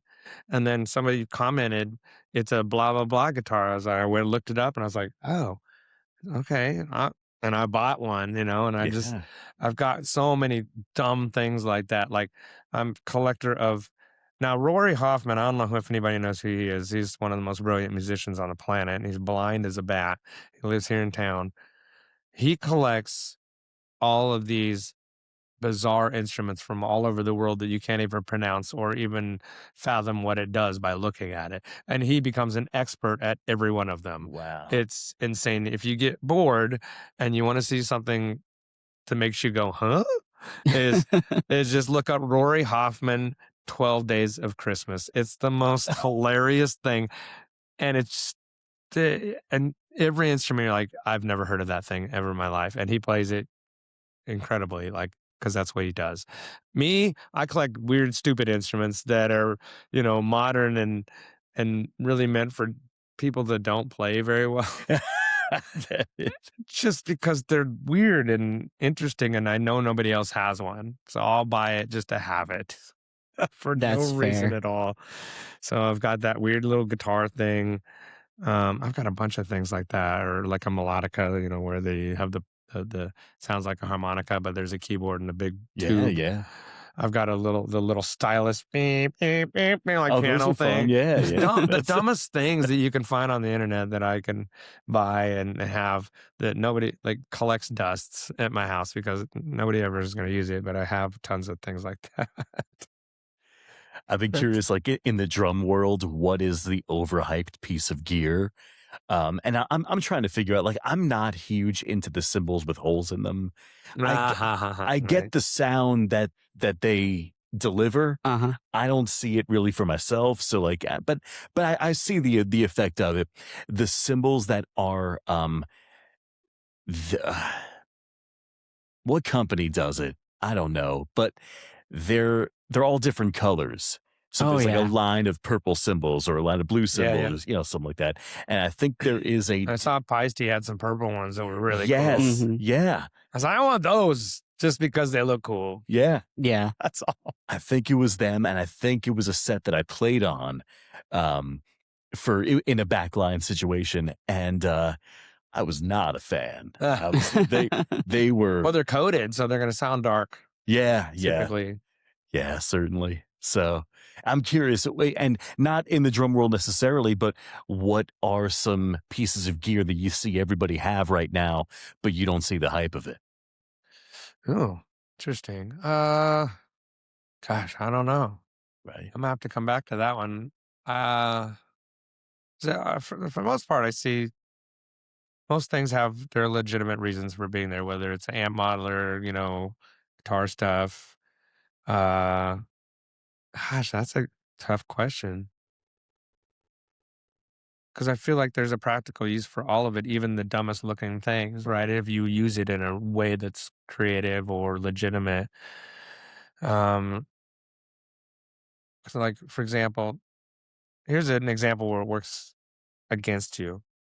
Piano bar world, 2 pianos, drums. I put an SPDX pad, Yeah. sample pad. So now the piano players get lazy and don't learn this song and go, "Hey, can just kick off the sample." No, I'm trying to eat a hamburger. I'm not gonna come back here and play drums for you. Learn the fucking song. Right. Learn how to play the song and play it by yourself so you don't have to rely on somebody else who can, or just hit the pad yourself and hurry up and run to the piano, like whatever. Like, don't use gear as a crutch to do what you're already supposed to do. Now, that being said, I've used vocal harmonizers and things like Yeah. that Mhm. as a crutch, to be honest. Like, okay, my voice is feeling a little today. I'm just gonna hit this button right here, and it makes my voice sound an octave higher, so I don't have to, so I don't have to kill myself singing "Sweet Child of Mine" tonight or whatever it is.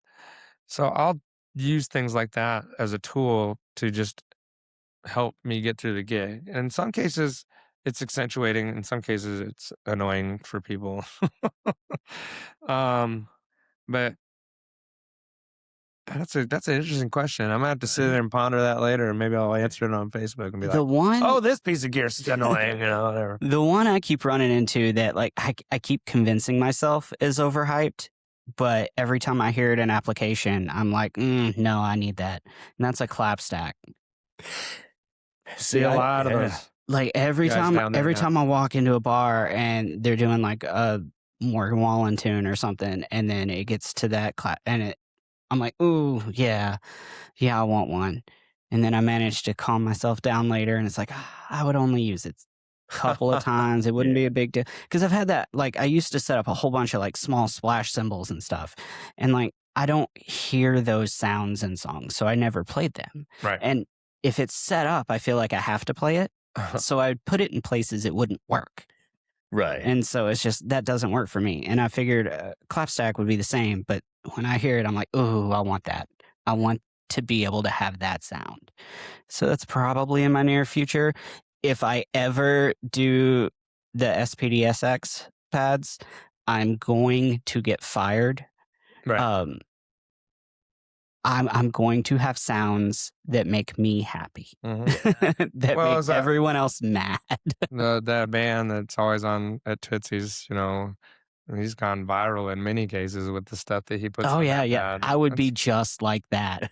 And that's fun though. I mean, I have all those sounds on my keyboard when I was with Hand Over Face, and they would do the band intros. hmm I would do like I had Go Diego Go from the cartoon for Diego, and I had She's Your Queen to Be from Coming to America when they would introduce Aaron, or for Sam, it would be something like, Sam is, if you know Sam Persons over the years, you knew that he's a scrappy dude. He's kind of a tough guy. So it was either something from Scarface, or it was Hans and Franz from, Saturday Night Live. I want to pump you up. Yeah. And the drummer, whether it was Justin or whoever it was, I would use the sample from what was that movie with was it about putting your nut sack on the drums, and so using samples, I've got like when we're calling down people or calling birthdays or something like that, I'll have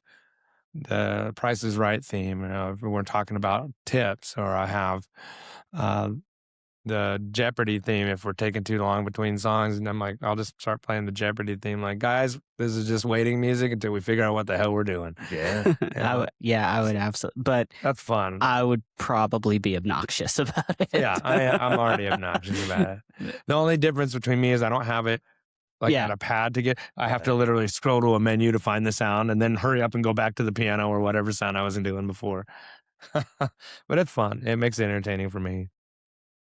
I have an old it's an Alesis pad. Yeah. So it's already about 15 years old. It could hold some stuff, but ultimately I've been in talks with, hey, maybe I'll break it back out. But the thing is, I would have to reload all the sounds on Oh it. yeah. Because whatever's on there is outdated and not gonna fit.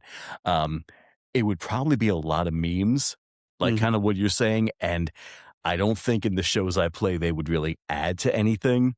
So then, am I putting the entire band at risk? I probably would be.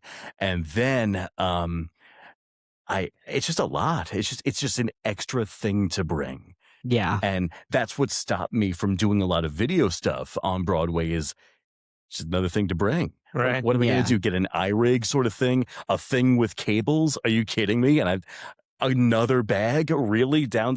So downtown, that I get a lot. Yeah. Like it all sounds great as an idea, but then you're like, oh, I gotta carry this stuff. Nah, we don't need it.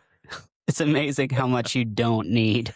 As soon as you apply practicality. But in some cases, like when I play big stage, if I'm playing the main stage at Kid Rocks or JBJ's, and depending on who the the band I'm playing with will depend on what I'm bringing.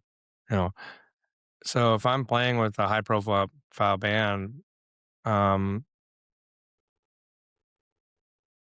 bringing 2 keyboards and I'm bringing my guitar rig. I'm dressing the part. I'm dressing the. What are you guys dressed up today?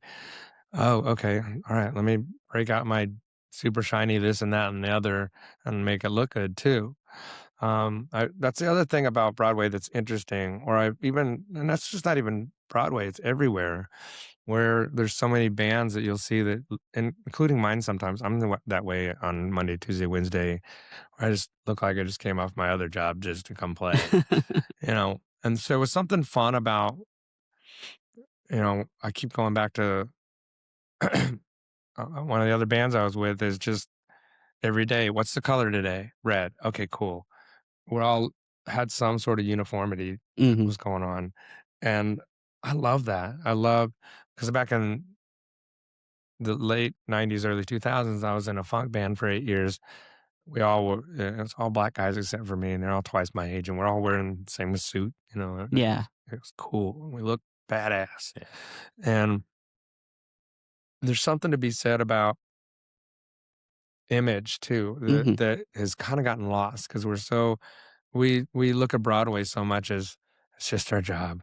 We're just playing Sweet Caroline for drunk people. I'm gonna just go up there in jeans and t-shirt and do the show and get paid and go home. Where the girls, a lot of times, your front girls especially, they're dolled up and looking amazing next to a guitar player that looks like he just got done working at BP, and just like Yeah. that's boring. Like it's to see. So it's like if I'm playing a main stage, I'm always going to dress a little differently. I'm going to look the part. I'm like, okay, I'm playing this main stage. I'm going to look like I belong here. Yeah. And it's fun. I like still dressing up. Like Hmm. but I grew up on. We're talking about earlier before the thing. Like I'm doing this thing with. I grew up on bands like Poison and Kiss and bands that dressed up the part. Even Guns N' Roses, like they had an image, a look. It just was more dressed down than Poison. They didn't look like girls, Right. but they were still an image. It was still something that was cohesive to who they were and their brand and Yeah. whatever. And I think there's a handful of people that do really, really well with that stuff downtown.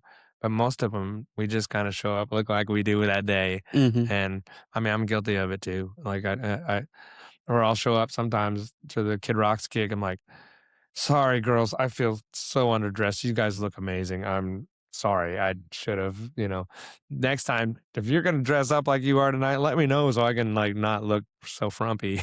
Yeah. Cause it's all a show.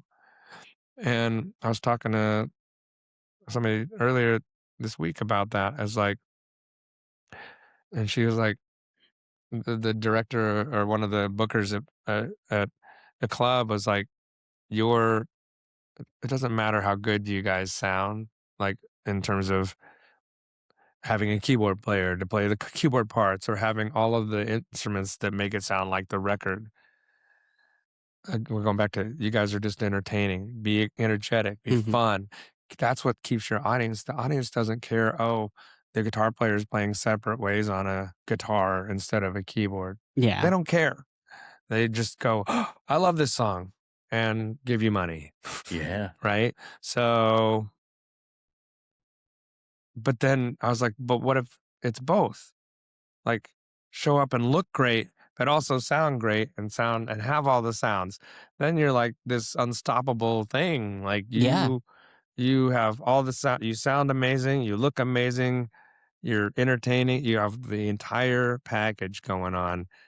And that is when you become undeniable. That's when you're like, I'll take any other band down here to see if they, to to duel, so to speak, or whatever, Yeah. Right. Yeah. and we'll wipe the floor with you. Because we put in the work on every single aspect of our show instead of just going up and playing songs. And that's not to say that there's anything wrong with one or the other, but I will tell you, your money will reflect on what you do. Oh, Guaranteed. absolutely. I mean, I preach all the time perception is reality. So if you get on stage and you look like a rock star, Yep. they accept that information. Right. And then if you act like a rock star, if you have the energy, if you are fun, if you are putting on that show, they accept that information. Yes. So then if you don't play great, well, they've got 2 out of 3 senses saying that Right. you're playing great. Yeah. Right. And then if you do play great, they don't have a choice. Right. Like there's no alternative. You are just great. Yep. And taking that and flipping it, talking about, we show up dressed casual or like we just got off our other job, it's easy to get the viewpoint of like, oh, well, I dressed up and it didn't matter. So it doesn't matter. So I'm just going to wear jeans and a hoodie. Yeah. And I'm very guilty of that. Absolutely. All the It's time. easy. It's easy to fall into that, especially on Broadway when we're there so often. And all of that shiny, like fun vibe, like it gets drained out because it is so normal. This is like you see as an audience member, the rock star band, we see Thursday night. Like this is no different than dinner with your family for us. This Right. is Yeah, every right. day. This is that cubicle that you go to work in that you don't think anything about. That's what this is to us. We don't see the shiny fun thing on stage anymore. And it's really hard to kind of step back from that point of view and be like, okay, big picture, that's what they need to see to accept that's who we are. Yeah, that's accurate. So I've always been in support of, you know, dressing up, having not a uniform, but having a cohesive, consistent theme. Yeah. When my first band I toured with was awful, absolutely terrible. We were god awful. We were this pop punk band thing that had no business being on a stage. And we showed up in dress clothes, like suits with white and baby blue, very like 50s reminiscent. All right. And we walked into these places and everybody looked like punk kids. And we looked like we stepped out of the 50s. So we were different. And it reflected. Everybody loved it. We were awful. We were consistently the worst band in the room, but Damn. treated consistently like we were the best. Interesting.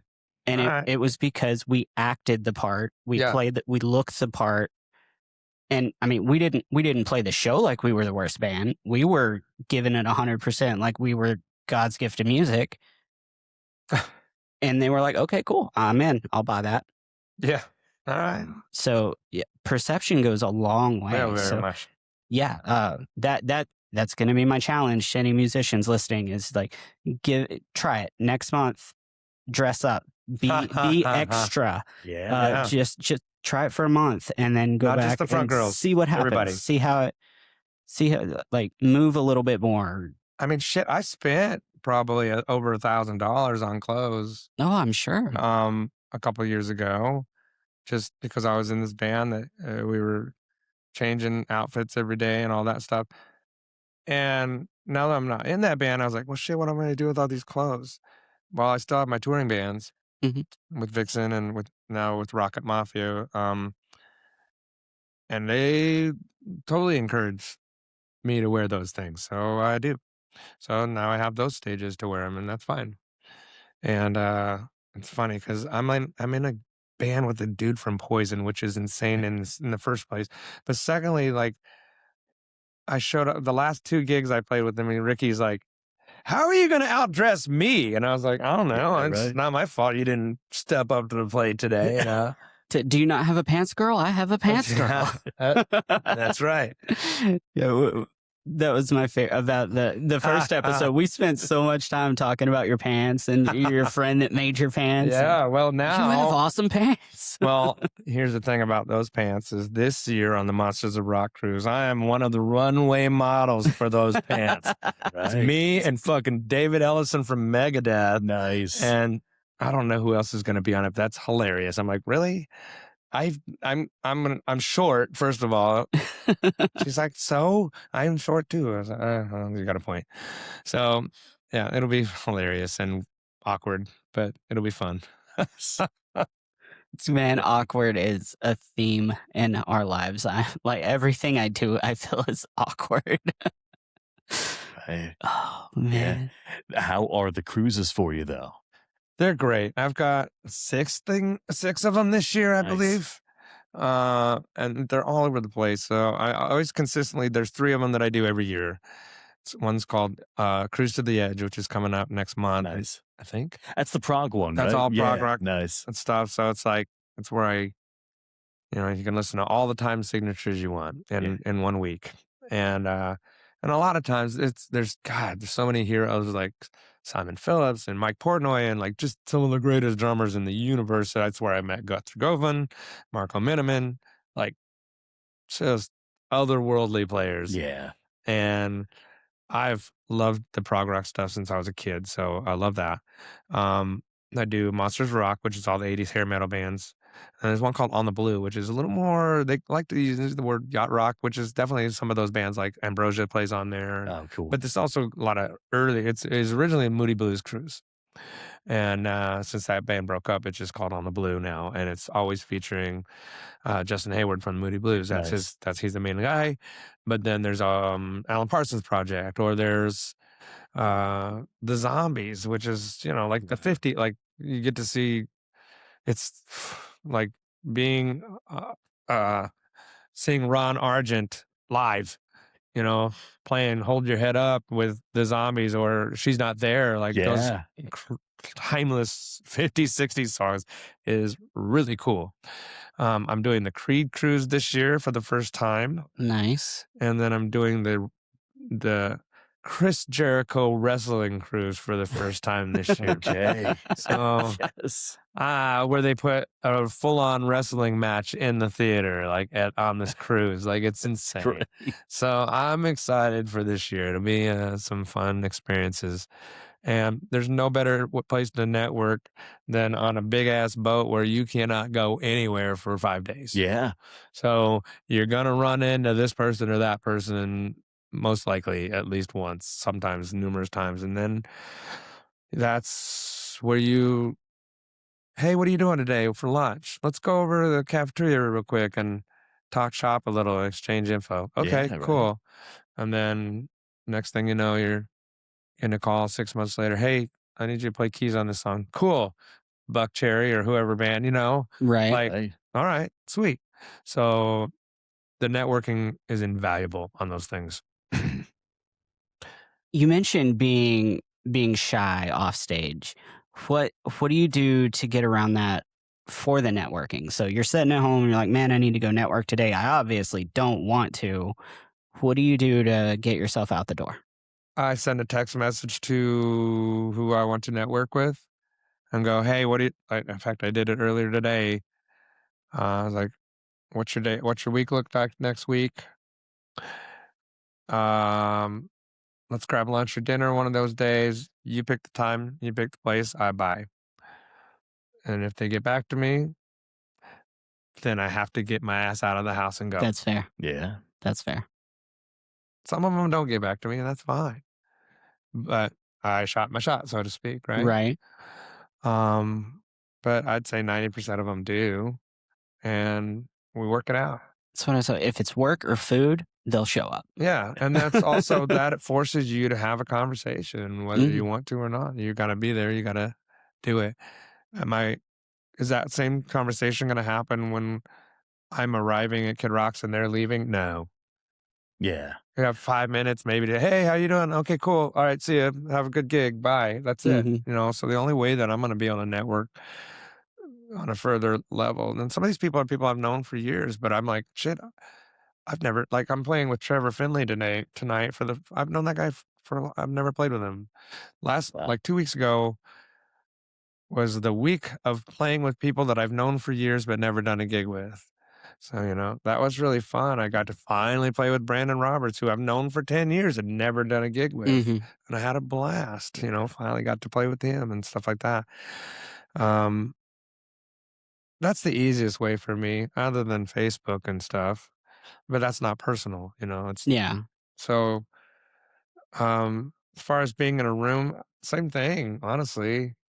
Hey, what are you doing next week? In fact, I did that with Lizzie and Joe last week. We were playing. I was at the grunge night thing, and I saw those two goofballs. They were hanging out, and I hadn't seen them in a long time. And I told Lizzie, you sent me a song literally almost a year ago that you were working on, and then you started playing live. I'm like, why the hell have we not ever written a song together? Like, Yeah. why is that not happened? She's like, yeah, you're right. And I was like, I want to sit at that big ass white piano at your house, and I want us to write something. So I'm going to text you tomorrow with the day and a time question. You look at your calendar and let me know what works.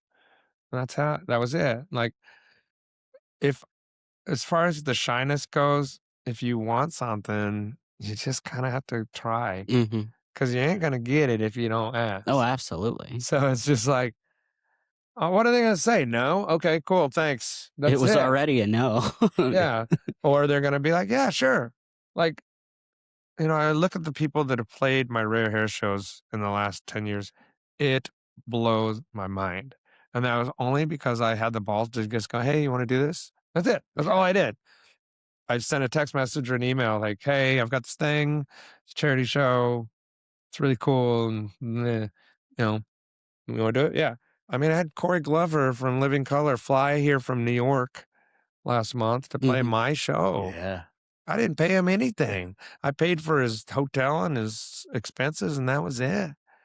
But the fact that we had become friends enough to where he would trust me to fly all the way here to play for 3 songs for free Yeah. is kind of insane to me. But I love the fact that somebody like that trusts me enough to know, okay, this is going to be legit. I'll do this. Yeah. Yeah, absolutely. And that was, you know, I met Corey on one of the cruises. Um, we were on the 80s cruise. It was me and him and Tracy Guns from LA Guns. And we didn't know a lot of other people. So we just hung out together all week. And because we were all kind of, well, Tracy and I, at least, are fairly shy people. Mhm. So we just kind of hung with each other because we were friends. And Corey kind of just jumped in the mix too. And we hung out all week. And then that relationship has just grown over the last 4 years to become, where we are now, where we're legitimately friends. Yeah. I've met his wife and she's awesome and all that. So, you just gotta kind of get out of your comfort zone a little bit and just try to make relationships, shy or not, because you're gonna miss out on everything you don't try for. Oh, absolutely. Yeah. You know, you may miss on things you do try for, but well, At not a least you big tried. deal. But if you don't try, you're definitely gonna miss out. Right. Right. Yeah, I started a podcast. I don't suggest that for everybody, but Right. that makes sure I get in front of people and get to have I did long too form around COVID. And I conversation. found out I didn't have the fucking time to do it. And I don't have the time to Yeah. edit. I don't have the time to sit down and do all the extra things. I love doing it. I love Uh-huh. talking to my friends about their successes and stuff like that. But it's not in the cards for me to make this a career or Yeah. make this something, not even a career, but something that's a fun hobby. I just don't have time. Mhm. Yeah. If I had an editor, maybe I could do that and just go, okay, I have interview's time this over. day, this time. If you can handle the rest on the back end, we Right. can make it work. But yeah. And I thought about it recently about or I've also been thinking about, well, how can I do something interesting on my TikTok or YouTube channel to make it more like maybe do a whole series about the things we've talked about today, Yeah. but like, okay, doing all this, running Mhm. cables, setting it up, doing all of the things, blocking out the time to do the thing and then taking it and editing it and doing all the maybe not. Yeah. Right. You want to do the actual thing and then you want the final product, but all of the rest of it, Yes. there's no room for. When instant gratification right now. Mm-hmm. I feel like we get in the same mindset with music stuff too. It's like we want to put the band together and we want to have the show, but we Yes. don't have time to learn the songs, write the songs, This put is why I'm everything not together. a band leader downtown. I Oh, don't yeah. care. I don't want to do it. I almost did. I almost wanted to start a new band and play at JBJ's and do all this stuff. And I even had the lineup and the songs. Everything was ready to go. And I was like, this is too much work. And I scrapped the whole thing. I said, forget it. And I mean, as much as you play and travel, and then when you do put on like your Rare Hair shows, like all the work involved with those, like you're not a not busy man. Yeah. I mean, Rare Hair is a good example of a thing that I've been extremely burned out on. Mm-hmm. I didn't want to do the last two at all. And if I did not have the help of Kim Gagne in Omaha and this time around my friend Katie Hart out of Minneapolis, it wouldn't have gotten done. They did most of the heavy lifting on these shows. And if they weren't in my life, I would have just scrapped it. I would have said, forget it. I'm done. I don't want to do anymore. And this time I decided I'm just going to take a year, at least a Hmm. year away, kind of, because this year is the year of all about me, Yeah. for me.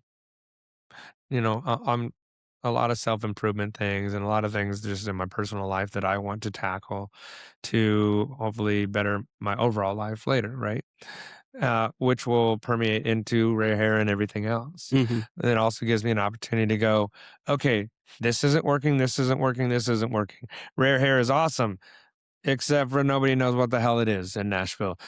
Unless they are in our community, they look at a poster that says rare. I don't know what that is. Yeah. I'm not going to that. Okay. But I know there's an audience for it. I know it exists. I know there's when Fast Pussycat comes to town, LA Guns or whoever, they're selling pretty well. So how do I get the information out to the people that are fans and not just part of the community that are going to go, "Ooh, I want to see this." I don't know how to do that yet. So I'm going to work with marketing people and work with a team of people that'll help me kind of rebrand it and figure it out. Keep the name, hopefully, because that has a name established in its Yeah. own, but find a way to reach a wider audience so that we can have more than 200 people show up to this thing that Hmm. I put all that work into. So we've only sold out like once uh, ever. And that was like 4 years ago. So the last 2 or 3 shows haven't been great. Like it's tricky because you come to my show, you're like, holy crap, it's packed. Yeah, 130 of those people are playing the show. Right. Literally 130 of them. So it's like, yeah, it looks full, but half of them are in the gig. So when you get the numbers at the end of the night, you're like, oh, that's all? That's only okay. I was hoping to beat 300, but we only did 205. So how do I fix that? You know, and so that's the plan is Hmm. to spend the time off trying to figure out how to make it better when we come back. That That's makes okay. sense. Yeah. That Mm. makes a lot of sense. So you're taking off from that. I know Yep, you've got a lot of stuff coming up that you're looking at. We talked a little bit about it before. You mentioned to me that you've got a record that you're working on. I do. What's the info around that? It's been a long process. I haven't put anything out. It's weird. I've been here 10 years and I've only released 2 songs, which is kind of pathetic. And so I went through a big songwriting rut, and I moved here. I was super excited and I was want to get on all these rounds and do all this stuff. And I started going to rounds and I'm like, ugh, these songs are terrible. I can't write about trucks and Daisy Dukes and all this shit. I can't write like that. This is not my bag. So I removed myself from that scene and was really discouraged about that songwriting stuff here in this town. I was like, I don't think I'm going to fit in. So I stopped. I didn't write anything for years. And then I got a call from our manager saying, could you write some songs for Vixen? Yeah. So I wrote 3 songs. They shot down one. One I still haven't presented to them. They liked one of them. Uh, and then one of them was too heavy. Our bass player, that's too Jesus Priest. I was thinking there's only one way to rock, but okay. Well, Roxy, our drummer, loved it. She's like, I love this song. Let's do something with it, even if it's not Vixen. Okay. So I assembled a team of people, Roxy on drums, me on keys and rhythm guitar. This guy named Jimmy Bell played the leads and everything else guitar wise. He's from Autograph. Right. Billy Sheehan from Mr. Big played bass on it. And then the current singer from Queensryche, a guy named Todd Latore, and I co-wrote the song together. And it came out great. And we put it out a couple of years ago and it did okay. It didn't do great, but it did better than anything else I've written. So I decided at that point, everything that I do from now on is going to be collaborative because you work with other people and go, Bobby just laid down a drum part I never would have thought of myself. And Hmm. what he did was so much better than what was in my head. And so enough experiences like that, I'm like, I want to just see what other people can do. It's way cooler than what I'm doing. Um, so this song or this record, is going to have a different producer every song, and a different set of musicians on every song. Yeah. And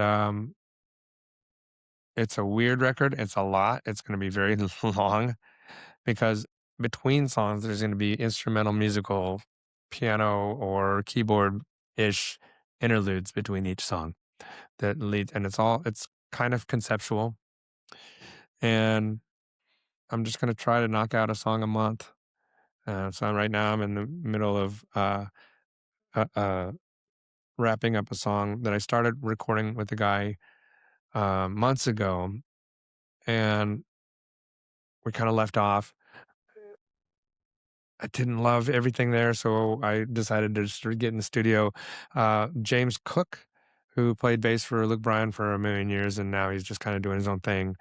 And then Luke's drummer Kent, they have a studio together. So we've been talking. I think we're going to do the first song with them. Awesome. Nice. Yeah. And it's called "Take Your Heart and Shove It," and it's kind of a country Americana whiskey town early Ryan Adams vibe type of song, and I love the song. It's gonna be really fun, and so yeah, I'm excited about finally actually. And I put goals. I put goals on paper for myself. Got to have this done by this time, because I work a lot better if I have Yeah. something to look at and go, Yeah. shit, I got to get this done by, okay, I got to get this done now. I'm the same way. I have to, if it's ambiguous, it doesn't happen. If Right. there's, I got to do this by this, or this is what I'm going for, then I can sit down and grind it out. But if it's ambiguous, it doesn't have to happen. Right. Exactly. So yeah, that's the plan. I don't have any timeline and when it'll come out yet. Probably next year, most likely, if I am being realistic. I mean, it sounds like a pretty big endeavor. So, I mean, Yeah, but I'd like to have it all done and in the can by the end of the summer. That'd be awesome. Or, at the very least, the fall. That way I can promote it correctly and do all the things necessary to get the word out so it actually maybe does better than anything else I've done. I don't know. It also depends on who plays on it and all that kind of Oh, stuff. yeah. Too. Well, I mean, having Ken on it, he's a great dude Oh, and sure. fantastic drummer. Yeah, Like, yeah. And that sounds perfect for him. It's a barn beater, man. It's easy. Who do you get for that? The guy that does that. Yep. Oh man, I'm excited to hear that when as it takes form. I'm excited. Yeah, and I think I'll probably just release the song at a time at first, just to kind of get, because that's what everybody's doing. Nobody's buying full records anyway. yeah. Nobody listens to them that way, so it's just like I'll just put things out a little bit at a time. I think today and how everything's running, that's the way to go, because Yeah. it keeps everybody interested. For sure. And before they lose that interest, you've put out your next song, Right. as opposed to, oh, great new album, and then another one comes in 3 years. Right. Yeah. Yeah. And then on top of all of that, you mentioned your cruises. You've got Vixen. You're looking at Yeah. getting dates for Vixen's this dates year. usually come in March and April. But this year's a little different because now I got this new band, this Rocket Mafia thing Mhm. going on. Yeah. And last week, I got a call from Ricky about since Poison's not doing their anniversary tour, what if we did it ourselves and go out and play their first album all the way through? Wow. Okay. Look what the cat dragged in. I was like, yeah, that sounds like an awesome move, actually, a smart move on your part. Because you'll bring in all the Poison fans and stuff like that Mhm. otherwise wouldn't have just come to see us. And the other thing that we were doing, and yeah, let's do that. That sounds awesome. So we're just waiting on dates for that to come in. Yeah. And so it's right now some things are up in the air. Obviously Ricky's there and I'm there on bass, which I'm excited about because I love playing bass in bands, and I haven't done it in a long time.